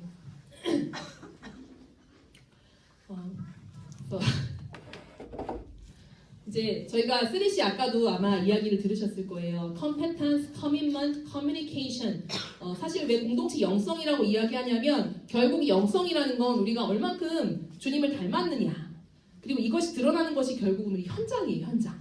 근데 그 현장 속에서 우리를 가져가는 게 최적의 현장이 바로 공동체라는 거죠. 그러니까 여러 가지 이론도 있지만 그건 다 잘랐어요. 다 자르고 이것만 말씀을 드리자면 하나님은 어쨌든 연합을 원하신다. 보시면 아시잖아요. 협업이라는 것도 이 세상에서 가장 추구하는 인재상이 협업할 수 있는 사람이잖아요. 그렇죠? 흥 하면 뭐만 하면 팽 하고 돌아가고 막 이렇게 관계가 그러니까 어그러짐이 진짜 어디까지 왔는지 아시잖아요. 그렇죠? 근데 저희는 가장 먼저 능력이라는 것을 공동체 안에서 추구하도록 합니다. 근데 우리가 알고 있는 뭐 공부 잘하는 능력, 컴퓨터 다른 능력 뿐만이 아니고요. 그것만이 아니고 이 공동체, 그러니까 너와 내가 부딪혀면서 살아가야 되는 이 현장 안에서 이 네 가지를 함양해 가는 것, 이것을 우리가 컴페턴스라고 이야기를 해요. 영역이라는 거, 경건의 능력, 결국은 말씀 많이 보고 기도 많이 하고 이거는 사실 중요하죠. 중요하지만 이것이 우리 영성과 비례한다고는 얘기할 수가 없잖아요, 사실은. 저희가 교회를 뭐 6개월 다녔고, 6년 다녔고, 60년 다녔고, 거기에 사실 비례할 라고는 생각할 수가 없을 것 같아요. 그런데 이제 경건의 능력이라는 것은 실제로 내 안에 말씀이 들어와서 이 말씀이 작동하는 대로 살아갈 수 있느냐 없느냐라는 거예요. 그러니까 그게 딱 드러나고 딱 부딪히기가 좋은 게 바로 현장이고 공동체라는 거예요. 공동체는 드러나기 위해서 존재합니다. 근데 그런 불편과 그런 어떤 어려움을 감수하고 싶지 않다면 그냥 개인적으로 살면 돼요. 근데 개인적으로 있을 때 드러나지 않는 부분이 있죠. 사실 공동체 안에서도 잘 감추고 싶은 부분이 있어요. 근데 왜 하나님은 굳이 우리를 다 드러내게 하시는 걸까? 뭐 어떤 언어적인 거, 행동적인 거 그런 것들은 사실상 우리 안에 생각과 우리 안의 욕구에 의해서 드러나는 건데 하나님은 왜 그토록 여기까지 해야 돼 우리가? 그런 삶 꼭 살아야 돼? 이렇게 얘기하잖아요. 완벽한 사람이 되고자 하는 건 아니죠 저희가. 그죠?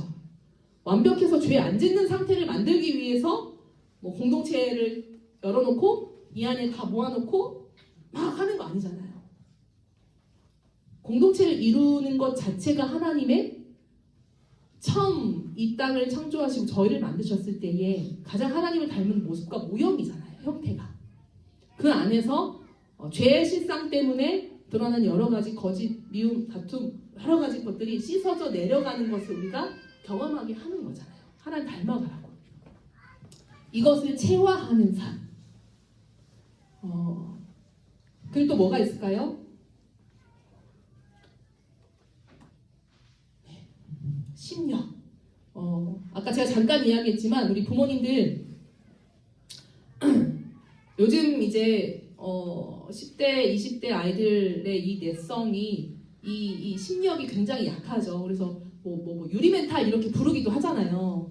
유리멘탈 같아가지고 깨지기 쉬워요. 이렇게 얘기하는 그 부분에 있어서 아이들이 문제를 마주치면 이것을 회피하고 거부하는 게 아니라 이걸 직면할 수밖에 없는 책임의식을 갖게 하는 거예요. 마음이 약해가지고 우리 애가 근데 그렇지 않아요.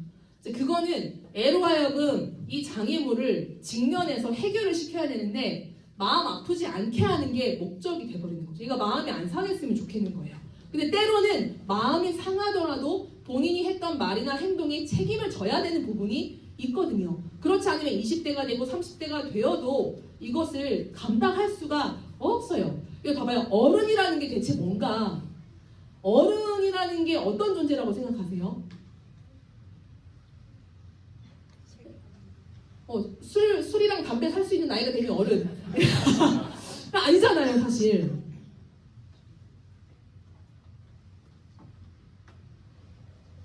아니면 주민등록증이 나와가지고 내가 이제 거리낌 없이 그냥 갈 수 있는 곳 가고 그게 어른이 아니잖아요. 그러니까 그리스도의 장성한 분량에 이르는 그것이 사실은 우리가 영적인 의미에서 진정한 어른이라고 볼 수 있지 않을까 싶어요.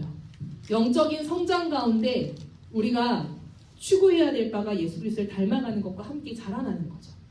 키와 지혜가 자라가면서 하나님과 사람 앞에 사랑받는다고 하잖아요.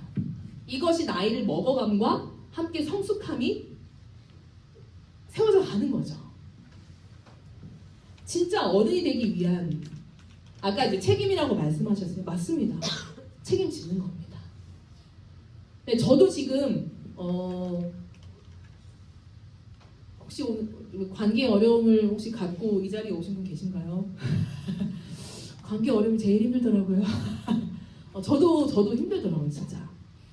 내가 잘못한 게 여전히 있고 여전히 고민하고 있고 생각하는 부분들이 많이 있거든요. 이거 어떻게 해결할까? 어떻게 성인답게 성숙하게 해결할 수 있을까? 그거는 내가 참 미숙했어. 맞아. 내가 사과해야 될 게 맞아. 그러니까 이제 이런 생각까지 갈 수 있으려면 사실 우리를 이제 만져가심이 하나님 필요하신 거잖아요. 그러니까 만져가실 수 있도록 현장에 아이를 두는 것이 그게 나쁜 게 아니라는 거예요. 아까도 말씀드렸죠. 바르게 함을 아이들은 때로는 원하고 있다. 편의점만 가도 애들이 막 욕하고 막 진짜 돌아다닌단 말이에요. 편의점에서. 근데 그걸 그냥 놔두고 있을 거냐라는 거예요. 한 사람이 어른으로서 사실. 또 불러다가 얘기하는 거죠. 너 방금 씨발이라고 했어? 이렇게 물어보는 거예요. 진짜 어른이 있는데 씨가 발에 달려 있는 거예요. 어떤 육두문자가 막 있는 거예요. 그러니까 굉장히 불편하더라고요. 근데 그러니까 생각이 드는 거죠. 내가 이대로 나간다면, 여기 그냥 내가 결제하고 나가버리면 하나님 나한테 뭐라 하실까? 쟤네들은 물어봤어요. 방금 너가 얘기한 게 맞는 거야? 맞대요. 그러니까 너 이거 이게 과연 맞는 거라고 생각하냐? 근데 나이가 사실 어려서 다행이었어요. 어려서 제가 그나마 말할 수 있었어요. 고등학생이었으면 내 옆에 누구 한 명도 있었으면 좋았을 건데 다행히 이제 초등학생, 이제 중학생 넘어가는 이제 그런 두 케이스가 있어요. 하나는 이제 편의점에서 만난 초딩 고학년, 6학년.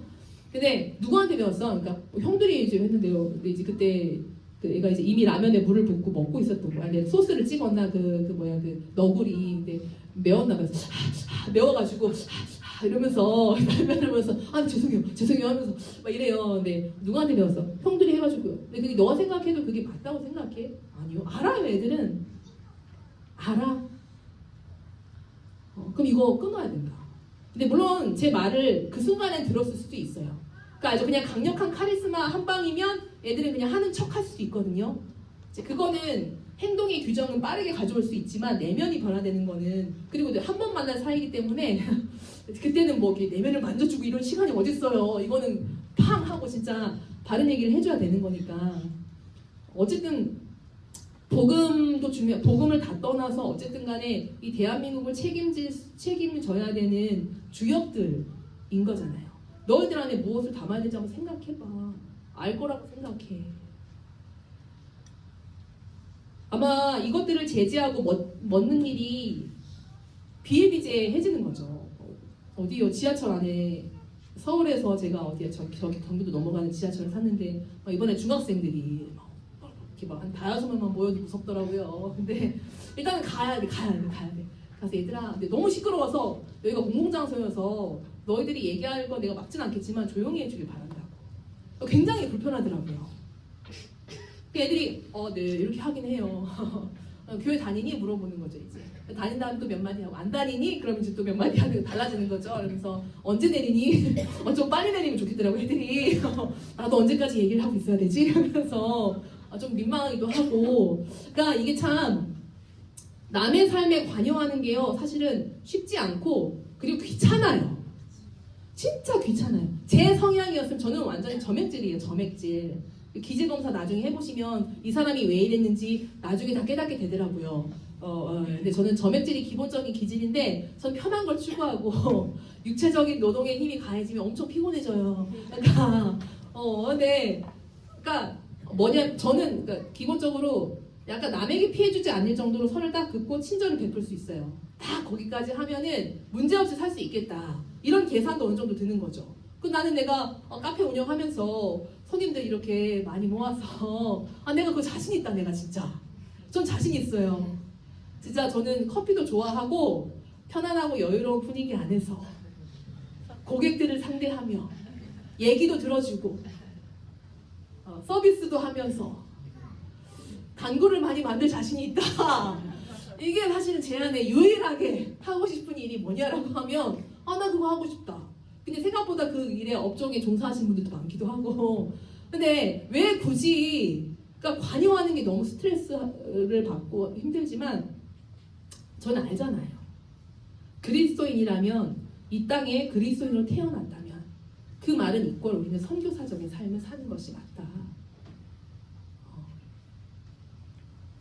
아이들도 알아요.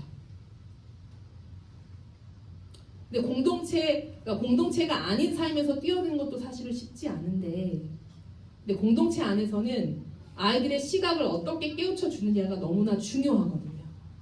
18살인데 엄마한테 막말로 전화하면서 날 데려가라 하는 상황이 있어요. 그럼 이렇게 딱 얘기하면 되거든요. 혹시 청년이에요? 이렇게 물어보는 거죠. 18살이구나. 18도 어린 나이가 아니에요, 정말. 그 18답게 대화하라고요. 엄마랑 통화하는 것 같던데, 엄마랑 그렇게 대화하는 게 맞는 건지 사실 잘 모르겠고, 한번 생각해 보라고. 돌아가는 건 어쨌든 결정해서 가는 거지만 표현에 있어서는 생각을 해보라고. 그리고 나중에 시간 좀 지나고 만나서 있어요. 그때 내가 미안하다고. 내가 잘 모르는데 좀 내가 이렇게 함부로 얘기했을 수도 있겠지만 나는 필요한 이야기 같아서 얘기 좀 했어요. 이렇게 얘기하면 아니에요, 괜찮아요, 감사해요.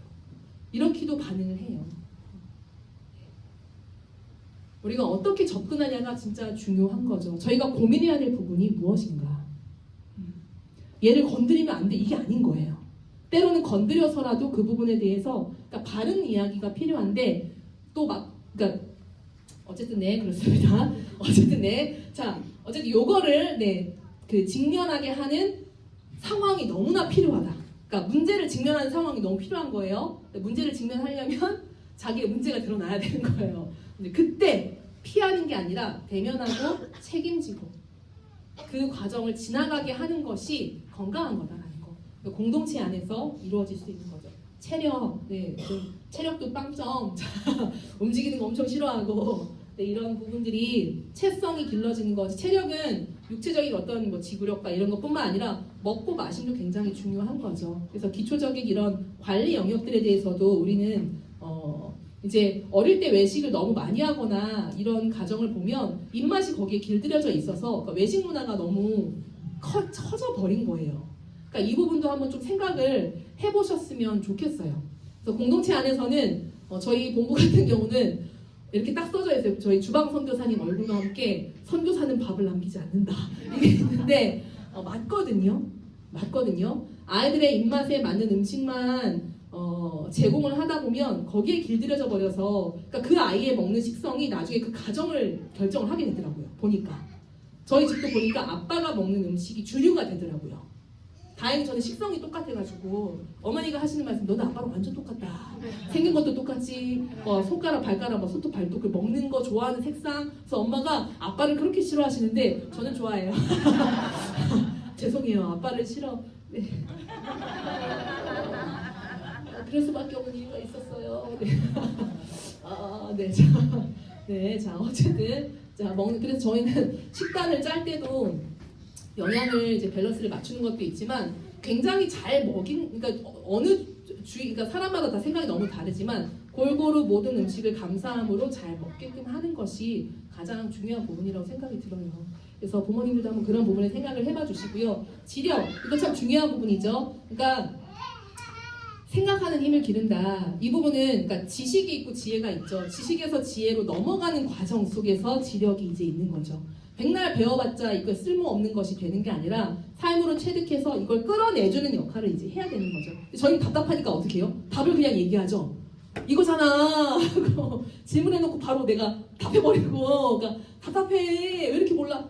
저희가 올챙이적 일을 좀 기억을 하고 그렇잖아요. 애들이 답답한 건 당연한 거잖아요. 그렇죠? 네. 근데 어쨌든 우리가 살아가고 있는 그 트리플 스쿨의 이 정신이 삶으로 내려오면서 우리가 배웠던 것이 실제적인 삶에 적용될 때 이게 그 부분인 거야. 형제와 사랑을 이야기할 때 그러니까 요런 근데 이것들이 그냥 그러니까 무슨 말이냐면 자리에 앉아서 공부하는 것에서 끝나는 게 아니고 한편으로는 이걸 소화해서 발표하는 시간으로 만들어서 지식이 이 친구의 것이 되게 하는 방법이 한 가지가 있고요. 그렇지 않고는 또 한 가지는 현장이 풀어나서 아이가 어떤 프로젝트나 사역을 감당하게 하면서 그 문제들을 해결하게 하는 방법들이 있어요. 그러니까 이런 부분들이 지금은 필요하다. 지금 여기 바깥에 오늘 이제 그 사역을 하고 있는 그 10대들이 지금 저희가 창이 이렇게 만들어져 있어요. 소통창이 있는데 스태프가 60명이에요. 거기는 저희 대표부터 시작해서 학생 강사, 제일 어린 친구가 14살까지 들어있는 창이에요. 그 창에서 뭘 하냐면요. 소통을 하는 거예요. 소통을. 저희 지금 졸업을 앞둔 19살 아이들이 이제 스태프로 들어와 있어요. 그러면 뭐가 오냐면 지금 누가 아파서 이런 상태입니다. 이게 필요할 것 같습니다. 이게 지금 웬만한 10대 아이들이 이런 소통이 사실은 불가하거든요. 이 친구가 아파서 지금 좀 쉼이 필요할 건데 어떻게 할까요? 지금 얘를 만나봐야 될 것 같은데 저는 지금 일손이 안 돼가지고 누가 좀 만나줄 수 있나요? 이런 이야기들이요. 그러니까 10대 안에서 이제 소통이 가능하다는 얘기예요. 아니면 뭐가 이제 필요해. 마이크가 필요해. 그걸 요청한다던가. 너 갖다 달래. 그럼 제가 가겠습니다. 그러니까 참 현장이라는 게 너무 중요한 게요. 생각을 할 수밖에 없는 공동체를 섬기고 하나님을 섬기는 게 무엇인지 형태로 드러나게 하는 이 모든 것들을 제공하는 게 현장이에요. 현장.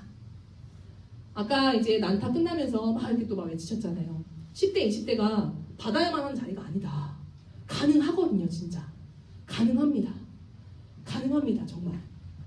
제가 아마 설거지 얘기 한번 어디서 했던 것 같은데 저희 어머니가 저를 설거지를 잘 안 시키셨어요. 두 가지 이유. 첫 번째, 결혼하면 설거지만 할 건데, 두 번째, 너 설거지를 못 하더라. 너가 하면 엄마가 다시 해야 돼. 근데 이게 자식을 사랑하는 마음이 그런가 봐요. 지금도 가면 설거지를 잘 안 시키세요. 됐어, 내가 할게.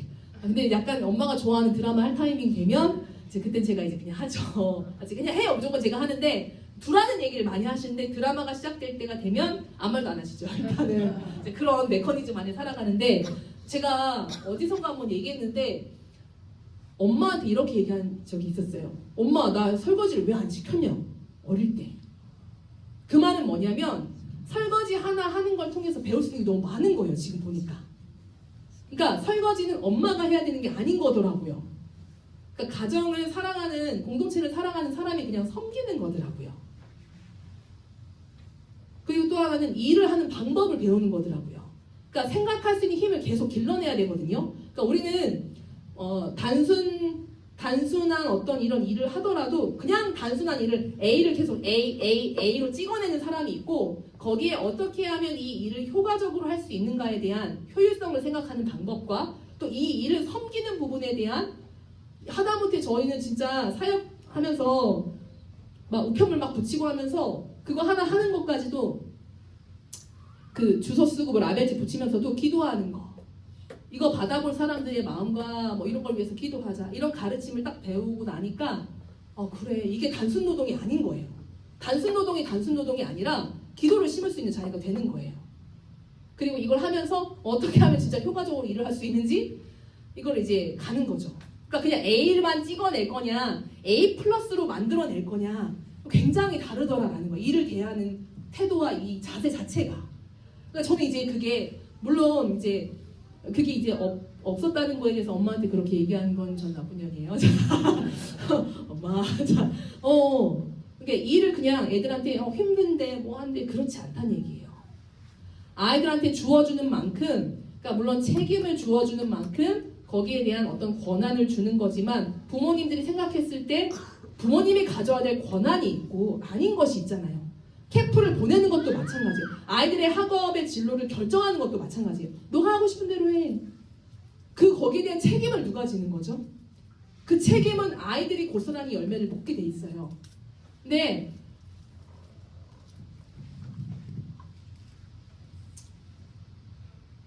반드시 우리가 수호해야 되는 게 있어요.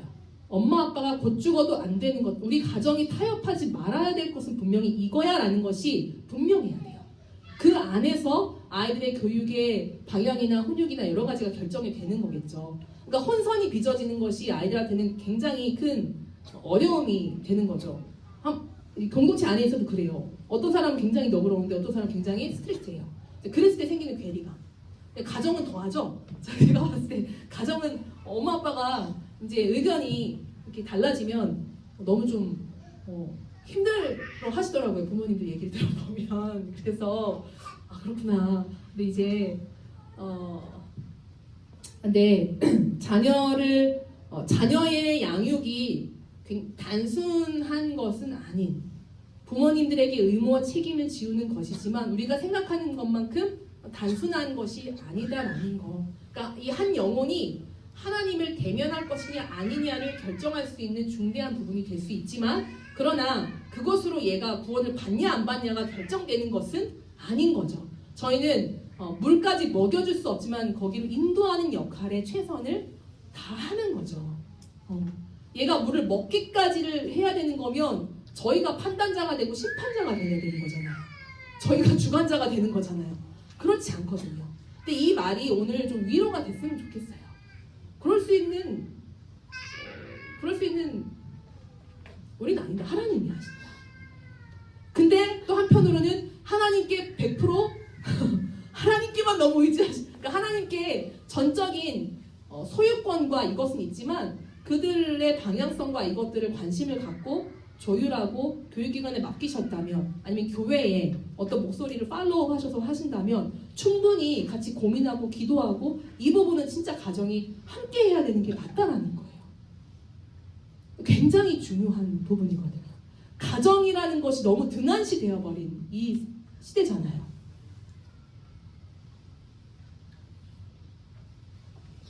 혹시 덴마크였나 제가 6년 전인가 어떤 책을 하나 접한 게 있었어요.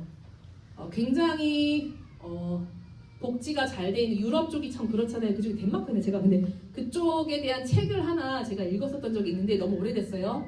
기독교 국가에 의사와 뭐 예를 들어서 직업에 귀천이 없죠. 택시 운전기사 친구가 함께 뭐 술을 즐길 수 있는 문화.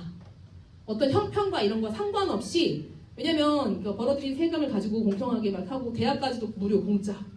그러니까 아이들이 직업을 선택하고 사회생활을 하는 데에 그런 어려움이 전혀 없어. 이런 세상을 꿈꿉니다. 약간 이런 느낌이었어요. 근데 이혼율이 70%인가? 여러분 아세요?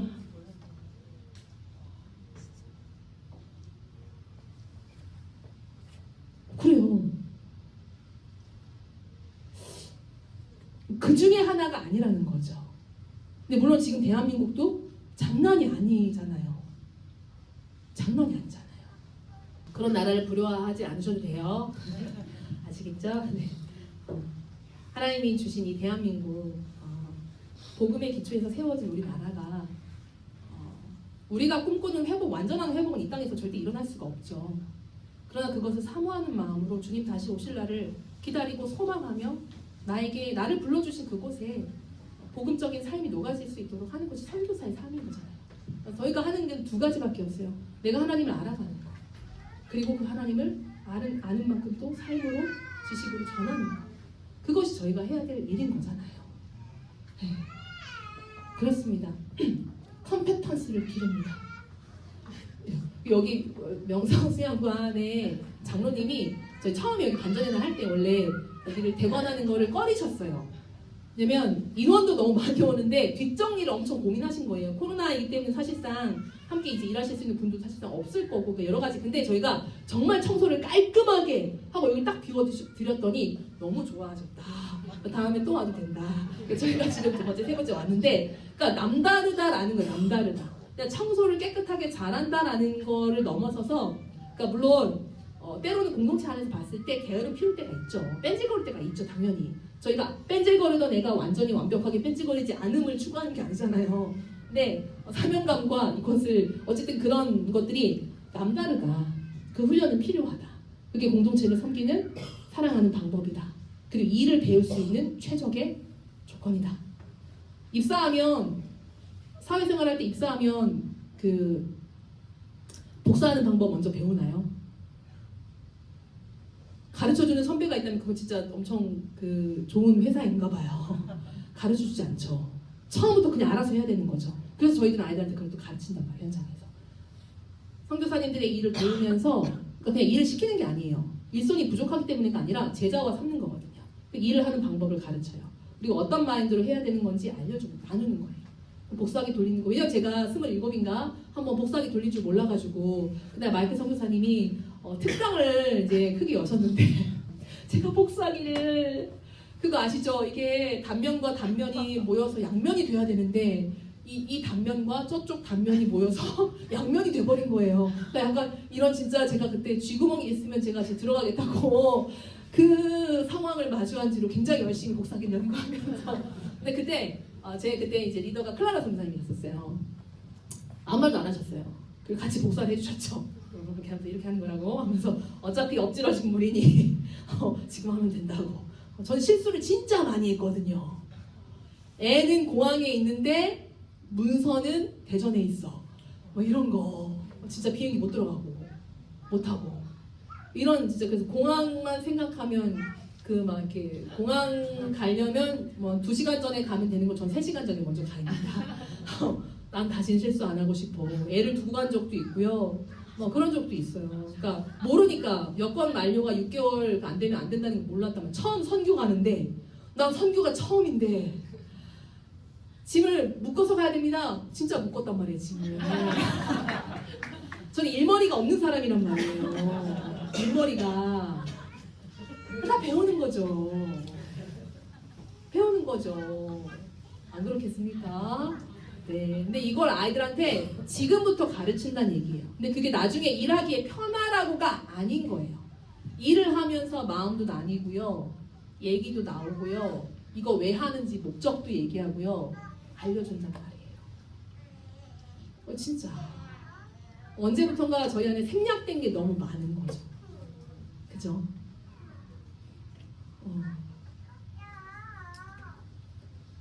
바쁘디 바쁜 마지막 시대.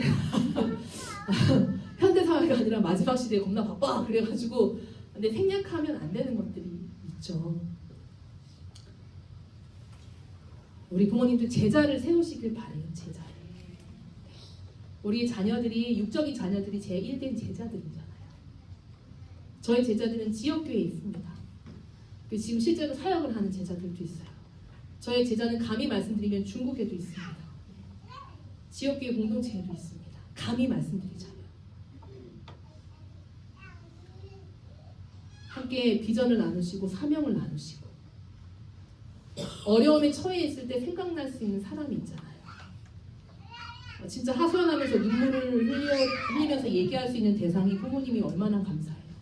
인생의 문제를 내가 맞닥뜨렸는데 네이버 찾아보고 친구한테 얘기하고 한계가 있거든요. 그 수준이거든요. 근데 인생에 경험과 연륜이 있고 실패를 했지만 그것을 딛고 일어났던 경험이 있고 무엇보다 그것이 하나님 안에서 말씀 안에서 내가 일어났어. 인생의 어려움은 당연히 있는 거야. 그건 네 잘못이 맞아. 근데 이렇게 해보면 좋겠다. 감수하고 가야 되는 거지.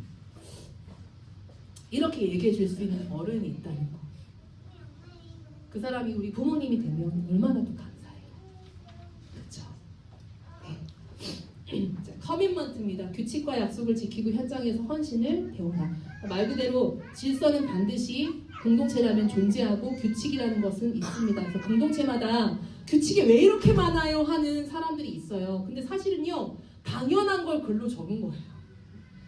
사실 언급하지 않아도 되는 건데 우리가 서로 살아갔던 환경이 너무 다르다 보니까 누군가한테 이게 문제가 되는 거예요.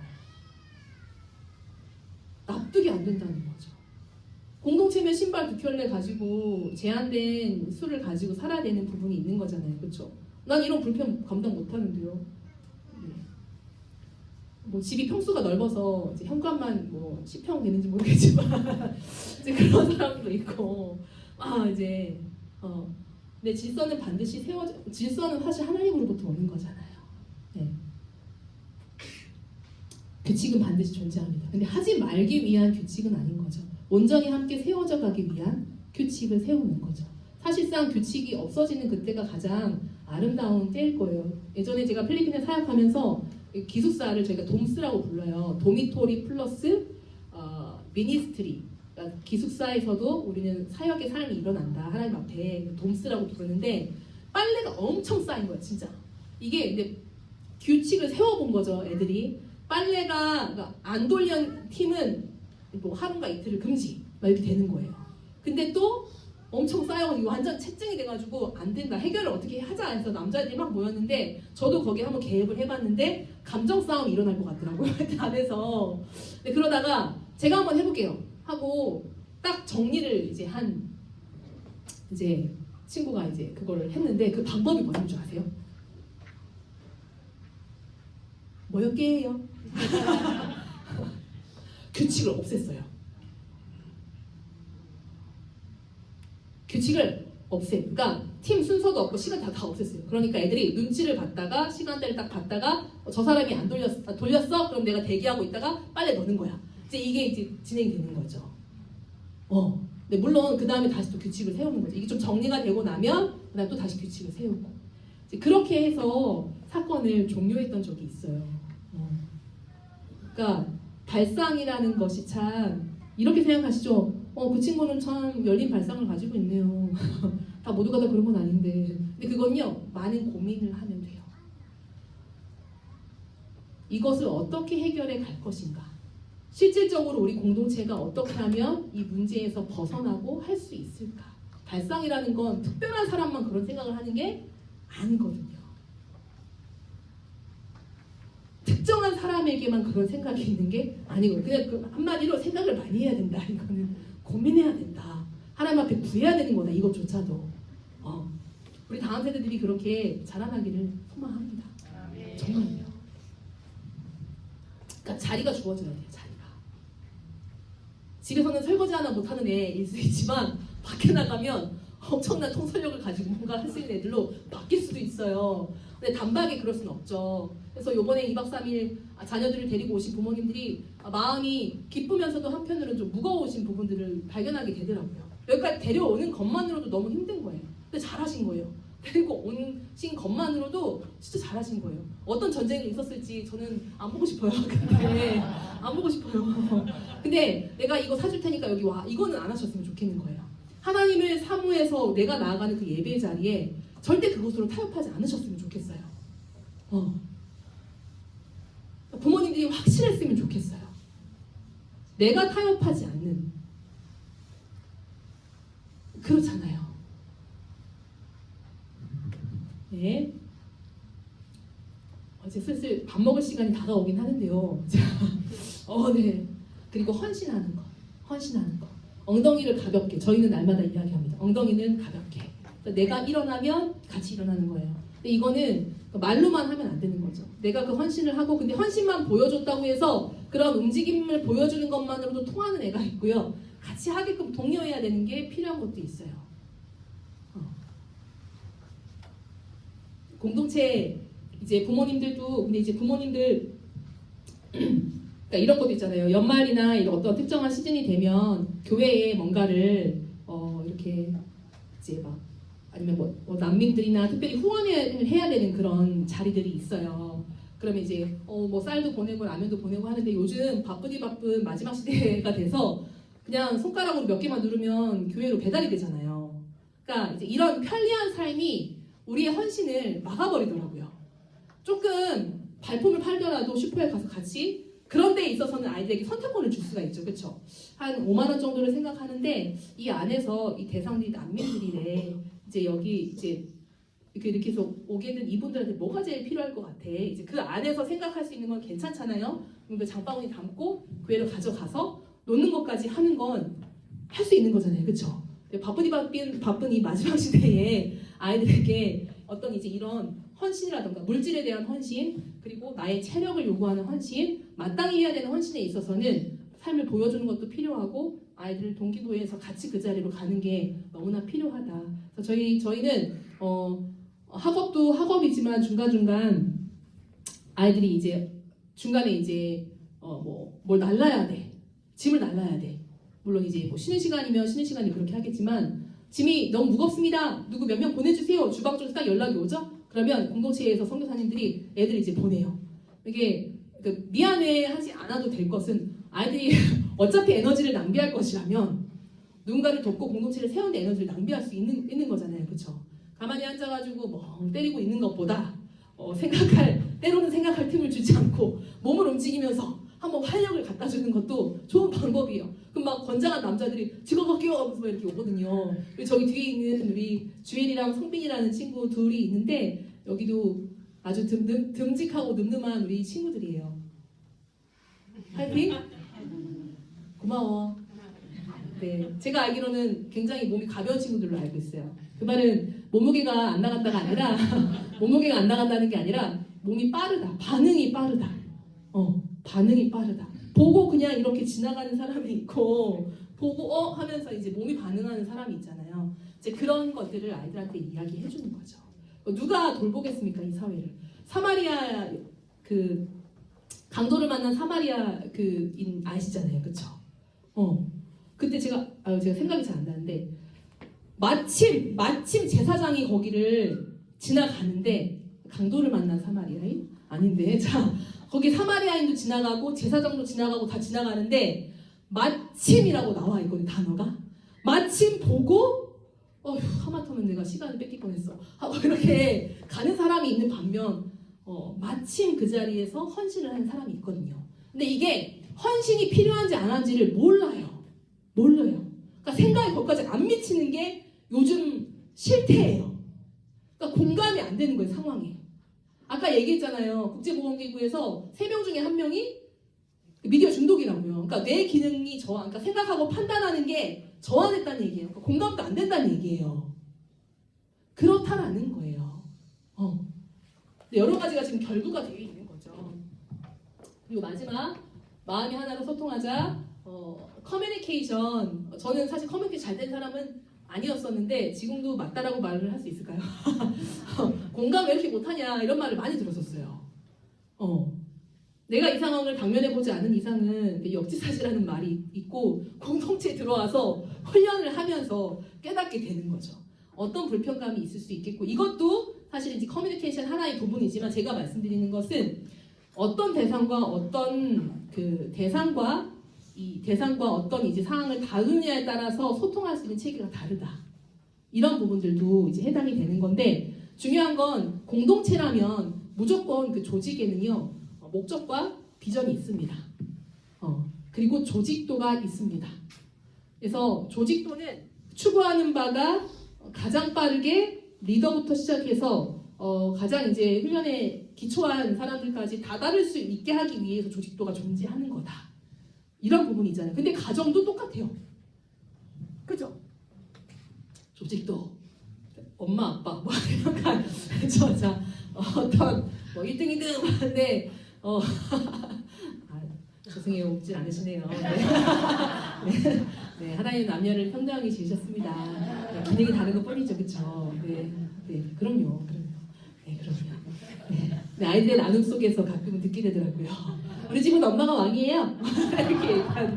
이렇게 얘기하는 부분들이 사실 조금 엄밀하게 따져보면 돕는 베필로스의 역할은 참 뭘까? 저는 결혼을 하진 않았지만 제가 예전에 이런 생각을 해본 적이 있었어요. 만약에 내가 결혼을 하면 나는 남편을 잘 서포트를 해주고 싶다. 잘 서포트를 해주는 아내가 되고 싶다라는 생각을 잠깐 해봤어요. 근데 잠깐 해봤는데 그게 참 쉽지 않을 수 있겠다. 근데 이 서로 세워져 가면서 왜 부부 선교사님들이 왜 존댓말을 서로 쓰실까? 라는 부분에 대해서 이해가 많이 됐고요. 어쨌든 그렇습니다. 현장에 있다 보면 여러 가지 이야기를 듣게 되는데 어쨌든 간에 이제 가정에도 조직도가 있잖아요. 그러나 세상이 이야기한 조직의 체계는 아니잖아요. 그렇죠? 하나님이 우리에게 허락하신 가정과 또 우리 자녀의 양육과 앞으로 우리의 삶을 살아갈 전반의 인생, 그러니까 저희는 전인격, 전인생, 전방향이라고 부른단 말이에요. 성경으로 말미암아 기독교적인 이 세계관으로 변화되어져 가는 우리의 삶을 통해서 가치관, 전인생, 그러니까 제자의 삶으로 우리의 전인생의 가치관이 그 위에 이제 쌓아지는 거죠. 세계관이라는 것은 옳고 그름에 대한 것을 성경에서 찾고 그 위에 우리가 평소 삶을 살아가면서 여러 가지 안에 있어서 이 선택사항을 좋고 싫음으로 했다면 성경적 세계관 안에서 변모해가는 걸 우리가 이제 습득하는 거죠. 그리고 우리 전 방향, 내가 앞으로 만날 사람들, 내가 만날 환경들, 내가 만날 모든 여건들과 이런 상황 속에서 내가 그리스도인으로 살고자, 선교사로 살고자, 이게 죽을 때까지 이어지는 거잖아요. 그러니까 가정은 마땅히 그것을 생각해야 된다는 거죠. 우리의 끝을. 그러니까 우리는 잘 먹고 잘 사는 게 우리의 목표가 아니잖아요. 사후 세계를 어떻게 준비할 것인가가 중요하잖아요.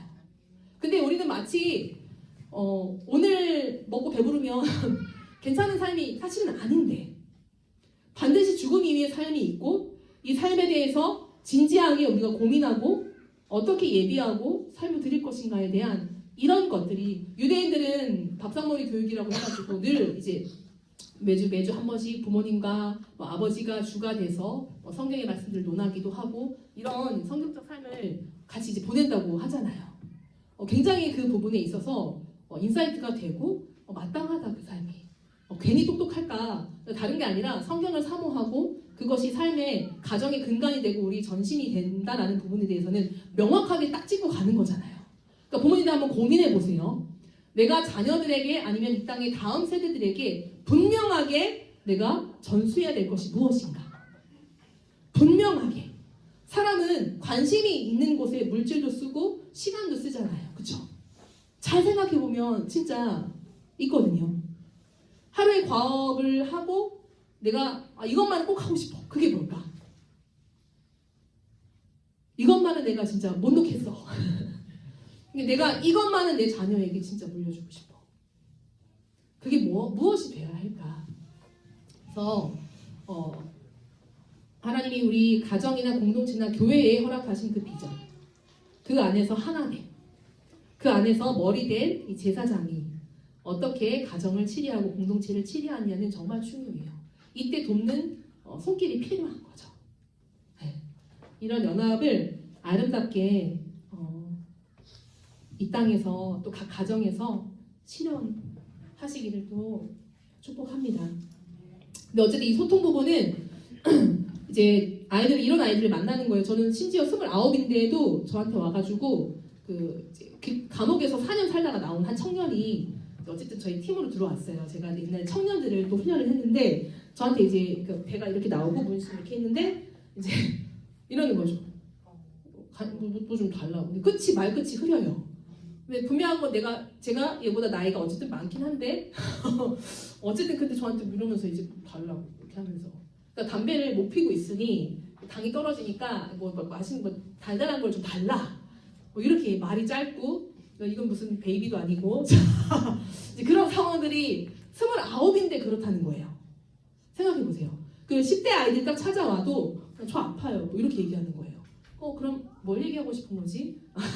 그래서 공동이를 두드려 달라는 건가? 이제 그러니까 이게요 구분이 좀 필요한 거예요. 구분이. 그러니까 얘가 아픈 게 걱정이 안 되는 게 아니라 죽지 않을 병이라는 걸 알아요. 그 냉철하게 판단을 해야 되는 게 보호자는 필요하잖아요. 그렇죠? 병원을 가야 되는 상황인지 아니면 약을 먹고 쉬면 괜찮은 상황인지에 대한 이런 분별을 위해서도 그렇고 지나친 어떤 표현과 과잉적인 표현으로 인해서 이제 그 아이가 이렇게 해야지 사랑을 느끼는 건 아니기 때문에 그런 부분들에 대한 지도도 필요하구나라는 생각도 드는 거예요. 어디가 아픈지 정확하게 이야기를 할 수 있도록 하고 말을 끝맺을 수 있도록. 되게 이제 중요하더라고요. 현장에서 봤을 때 경험을 해본 바 정말 열에 8, 9은 진짜 그렇게 이제 표현하는 것들을 보면서 사실 집이면 그럴 수 있겠으나 그러나 건강한 우리 바른 이제 환경이라면 상황이라면 좀 더 충분히 아이가 말을 할 수 있지 않을까.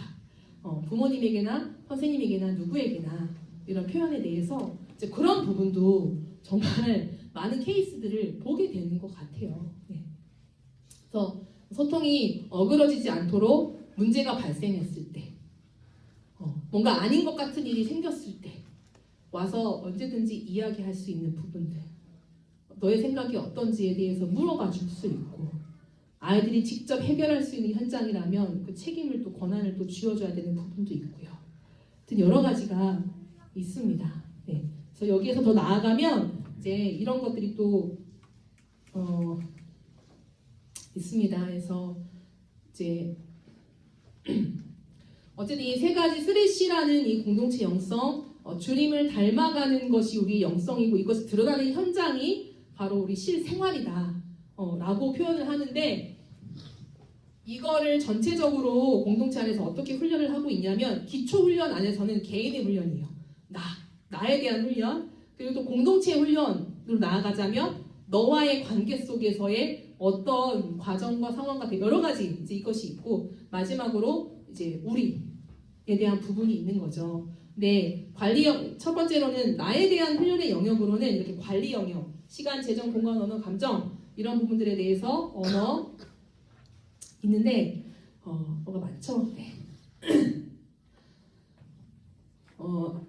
근데 이게 한 번 한다고 끝나는 게 아니잖아요. 그러니까 기초 훈련은 말 그대로 기반이 되어야 되는 것이고 평생토록 우리 안에서 본능을 쫓지 않고 본질된 이 삶 안에서 그 경건의 삶을 이어갈 수 있도록 하게 하는 부분인 거예요.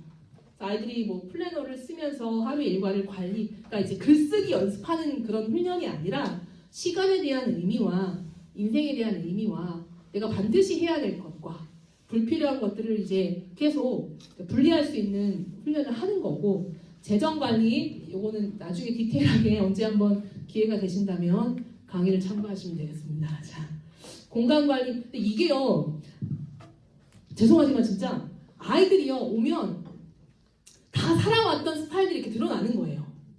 그러다 보니까 너무 쉽지 않은 거죠. 누구는 진짜 계속 어질러.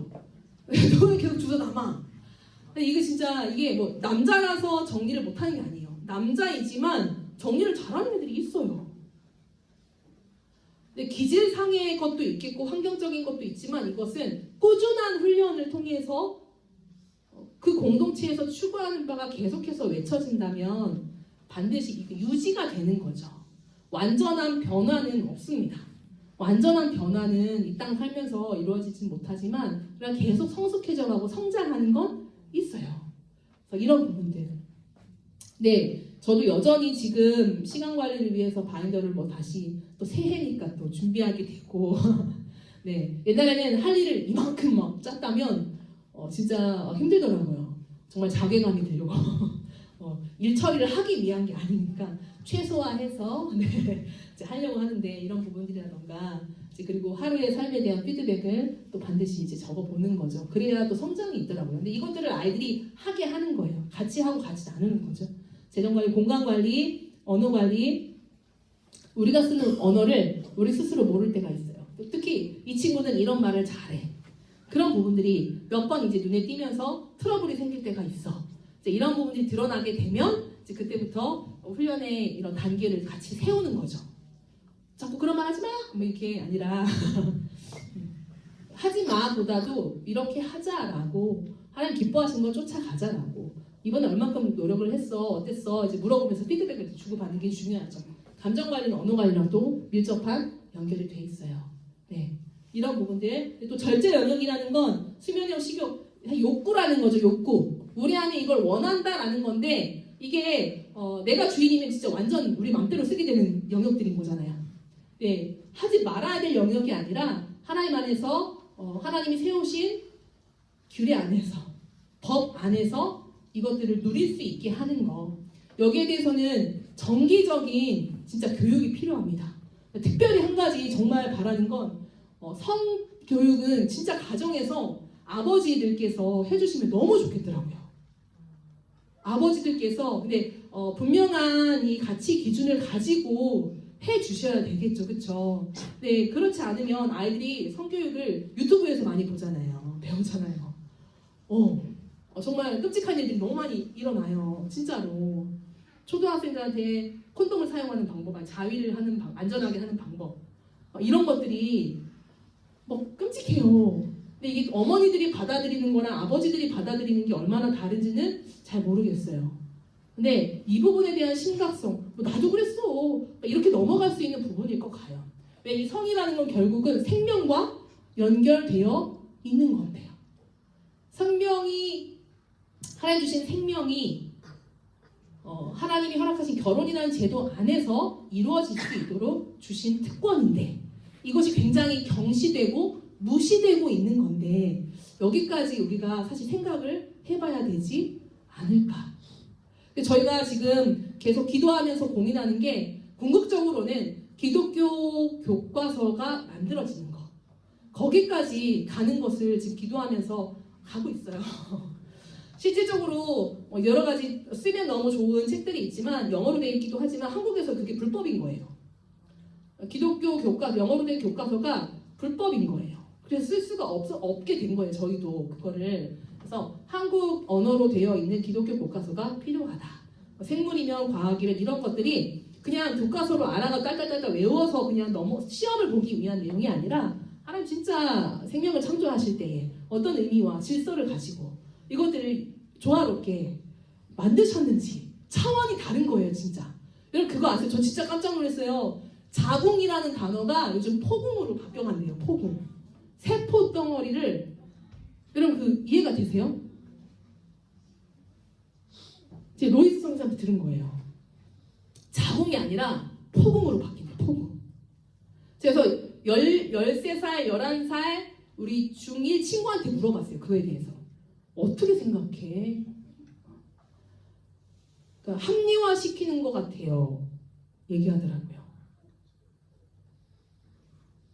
어떤 낙태라던가 생명 이런 부분에 있어서 또 자신들의 어떤 이런 주장이 맞다라고 합리화시키는 것 같다라는 말이 11살, 13살 중1 입에서 나오더라고요. 감사하더라고요. 한편으로는. 포공? 하면서 이제 뭐 그러면 넘어갈 수 있는 어린애들이지만 그만 이제 뭐가 맞는 것인지 안다는 거잖아요. 한편으로는 그게 감사했고 근데 이제 안다고 해서 끝이 아니죠. 이것을 알기 때문에 내가 어떤 삶을 살아가고 내가 한 사람의 또 어른으로 또 가정을 꾸릴 사람으로 자녀를 양육할 사람으로 어떻게 준비되어야겠구나. 이거는 지금 다 못 갖춰요. 그러니까 그 과정 모든 과정이 교육이 필요한 거죠. 근데 그러려면 지금 이것을 다루고 있는 사람들이 바로 우리 어른들이라는 거예요. 그래서 거기에 대한 컨텐츠가 계속해서 나와야 된다. 거기에 대한 고민과 실질적인 것들을 이루어가고 있는 거고요. 또 거기에 대한 필요를 느껴야 되는 게 지금 이 시대에 필요한 부분이라는 거예요. 우리 기성세대분들. 그래서 기도를 부탁드리고 그리고 아이들에게 이런 것들이 둘러왔을 때 굳이 얘기를 하지 않아도 되는 부분들이 있지만 그렇잖아요. 막 초등학교 1학년 애한테 동성애 하면서 막 이렇게 부각시킬 필요는 없잖아요. 그러니까 우리는 맞는 것에 대해서 주장을 해야 되는 거죠. 지난번에도 저희가 이런 얘기가 막 나왔어요. 그 동성애 퍼레이드가 있을 때 반대 시위 집회를 막 했잖아요. 근데 그때 한 가지가 시위 집회가 아니라 건강한 가정의 문화가 기독교 가정의 문화가 뭔지를 체험하고 알 수 있는 부스 활동들을 많이 만들면 훨씬 더 참여할 수 있고 그런 이제 부분들에 대해서 막 또 저희 성사님들 같이 이야기를 나누게 됐어요. 너무 좋더라고요. 그러니까 물론 반대 시위도 너무 필요하지만 오히려 이것을 역으로 활용할 수 있는 것들. 그러니까 얼마나 좋아요. 우리들도 다른 데 에너지 낭비 안 하고 이거 개발하는 데 쓸 수 있잖아요. 그렇죠? 가끔은 그러니까 삶이 엄청 바쁘고 힘들잖아요. 근데 이게 얼마나 감사한 건지 몰라요. 바쁘고 힘들어서 안 바빠가지고 죄 짓는 것보다 사실 진짜 그렇거든요. 시간이 많아가지고 죄 짓는 것보다 인간은 본성이 참 회복 단계에 있기 때문에 우리가 타락한 본성이기 때문에 죄 짓기를 원한단 말이에요. 근데 그거를 거슬러 가는 게 이제 제자의 삶인 거잖아요. 그 본성이 있기 때문에 시간이 생기면 사실 딴 거 하고 싶거든요. 시간이 생기면 딴 거 하고 싶고 진짜로 그래요. 근데 우리의 에너지와 이 여력이 있다면 이걸 가지고 선한 행실 가운데 하나님 앞에 이걸 연구하고 시간을 투자하고 아이들을 이렇게 하는 것이 오히려 더 저는 감사하다고 생각을 해요. 정말로 그렇습니다. 우리 부모님들 같이 기도에 동참해 주시면 감사하겠고요. 그리고 현장에 동참해 주세요. 정말입니다. 가정을 깨우고 교회를 위해서 중보하면서 저희는 이거 뭐 보여드리고 한 이것이 무조건 리뉴진 하세요 이걸 말씀드리는 게 아니에요. 그러나 하나님이 정말 IM 선교회에 부어주신 지혜라고 생각하고 지난 10여 년 넘는 시간들 동안에 하나님 증거하셨다고 저는 생각합니다. 그러니까 이 과정을 거쳤다고 해서 졸업했다고 해서 완벽한 무슨 완제품처럼 나오진 않아요. 그렇기에 우리가 끊임없이 이 훈련과 배움의 삶에 노출이 되고 저희가 리뉴젠에서 끝나지 않잖아요. 인투젠이 있잖아요. 그리고 뭐가 있어요? 올투젠이 있잖아요. 저희는 죽을 때까지 전 세대가 이 하나님의 비전에 동참하면서 우리를 꺾어가면서 성화의 삶을 올려드리는 게 우리가 마땅히 해야 될 바다. 얼마나 우울증을 겪을 일이 없어요. 그렇잖아요. 공허함을 느낄 순간이 없어요. 공허함이 느껴질 순간이 없어요. 이게 얼마나 감사해요. 그렇지 않아요. 지금 저희 올투쟁분들도 차량 관리하는 거, 시설 보수하는 거, 이제 거기서 더 나아가가지고 이제 이거를 각 지역교회나 아니면 각 나라에 가서 이 시스템을 세우는 걸 하는 거죠. 근데 저희가 가장 중요한 건 시스템은 다른 게 아니라 사람이에요, 사람이에요. 그러니까 한 사람이 세워지면, 그럼 그게 얼마나 귀한 건지 모르겠어요. 우리 부모님들 한 사람이 세워지면,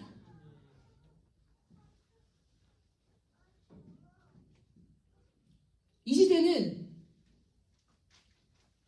어쩌면 많은 사람이 필요한 게 아니라는 그 한 사람이 필요한 거죠. 늦었다고 생각하지 마세요. 다시 또 배우시고 실천하시고 하나님 앞에 묻고 하나님 앞에 응답받고 같이 나누고 이것을 계속 해가다 보면 그러니까 반복하는 연습인 거죠. 저희 이제 클라라 선생님 가끔 이런 말을 하시죠. 계속해서 반복하면 늘게 돼 있다. 그러니까 그냥 하면 된다. 저희 때로는 이런 분들이 계세요. 선교사들에 대한 막 범접할 수 없는 어떤 이제 막 이런 게 있을 것 같았는데 없어요. 없어. 진짜예요.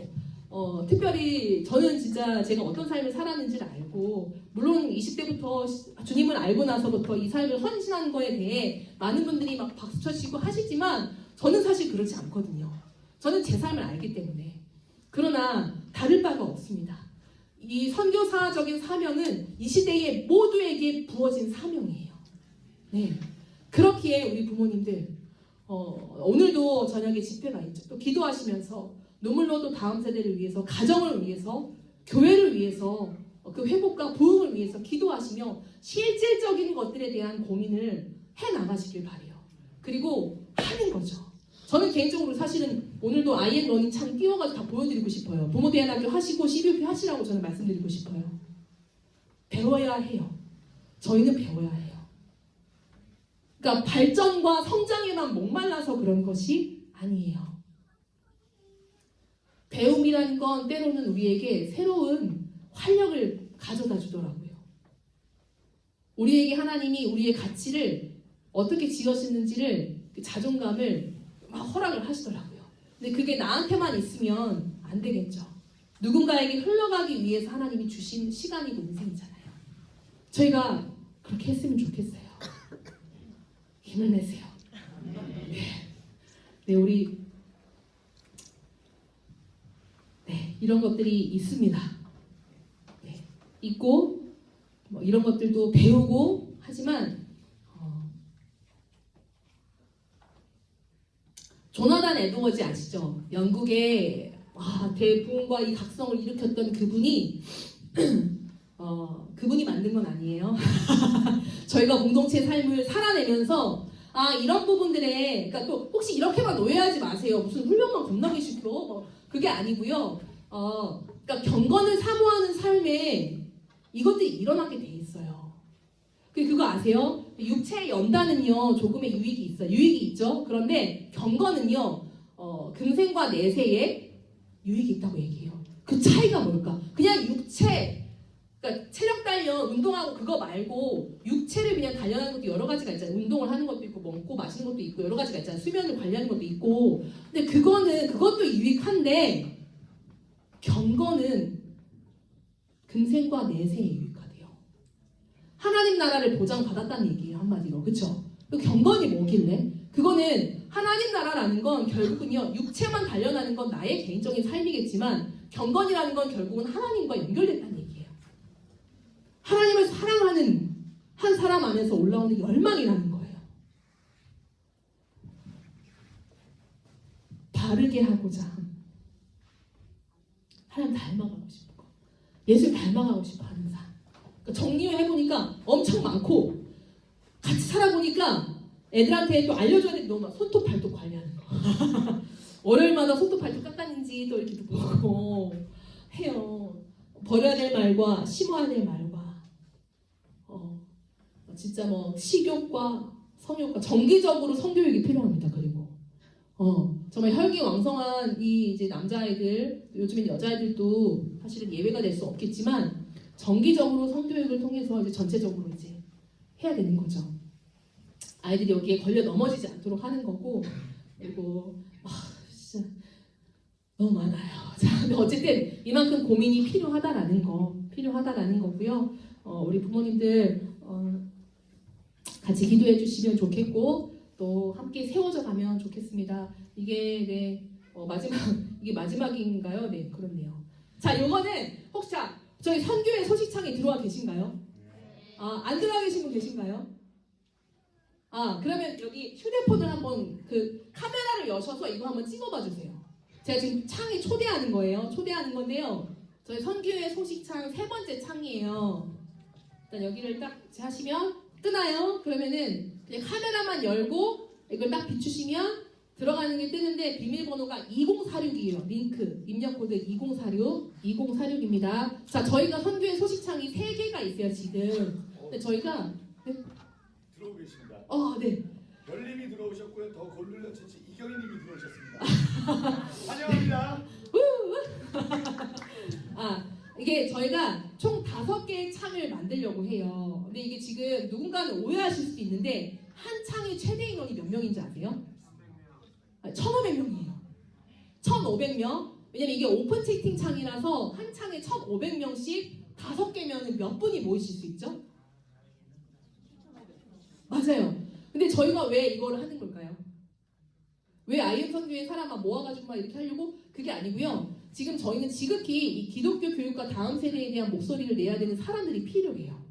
이 보이스가 올라가야지 저희가 300명일 때 내는 목소리와 7,500명, 10,000명일 때 내는 목소리의 이 힘은 다르단 말이에요. 그래서 지금 소식창에 초대를 하고 다음 세대에 대한 사역이나 중보기도 요청이 올라간다라는 것을 혹시나 오해하지 않으시길 바래요. 저희는 뭐 선교에 들어오셔가지고 막 이렇게 저기 다른 의도가 아니라 다음 세대가 지금 이 마지막 시대의 핵심입니다를 계속 외치는 거고, 때로는 거기 막 정치라던가 뭐 어떤 이런 운동적인 이런 부분들은 저희가 일부러 차단을 하고 있어요. 이게 마음에 불만이신 분들도 계시더라고요.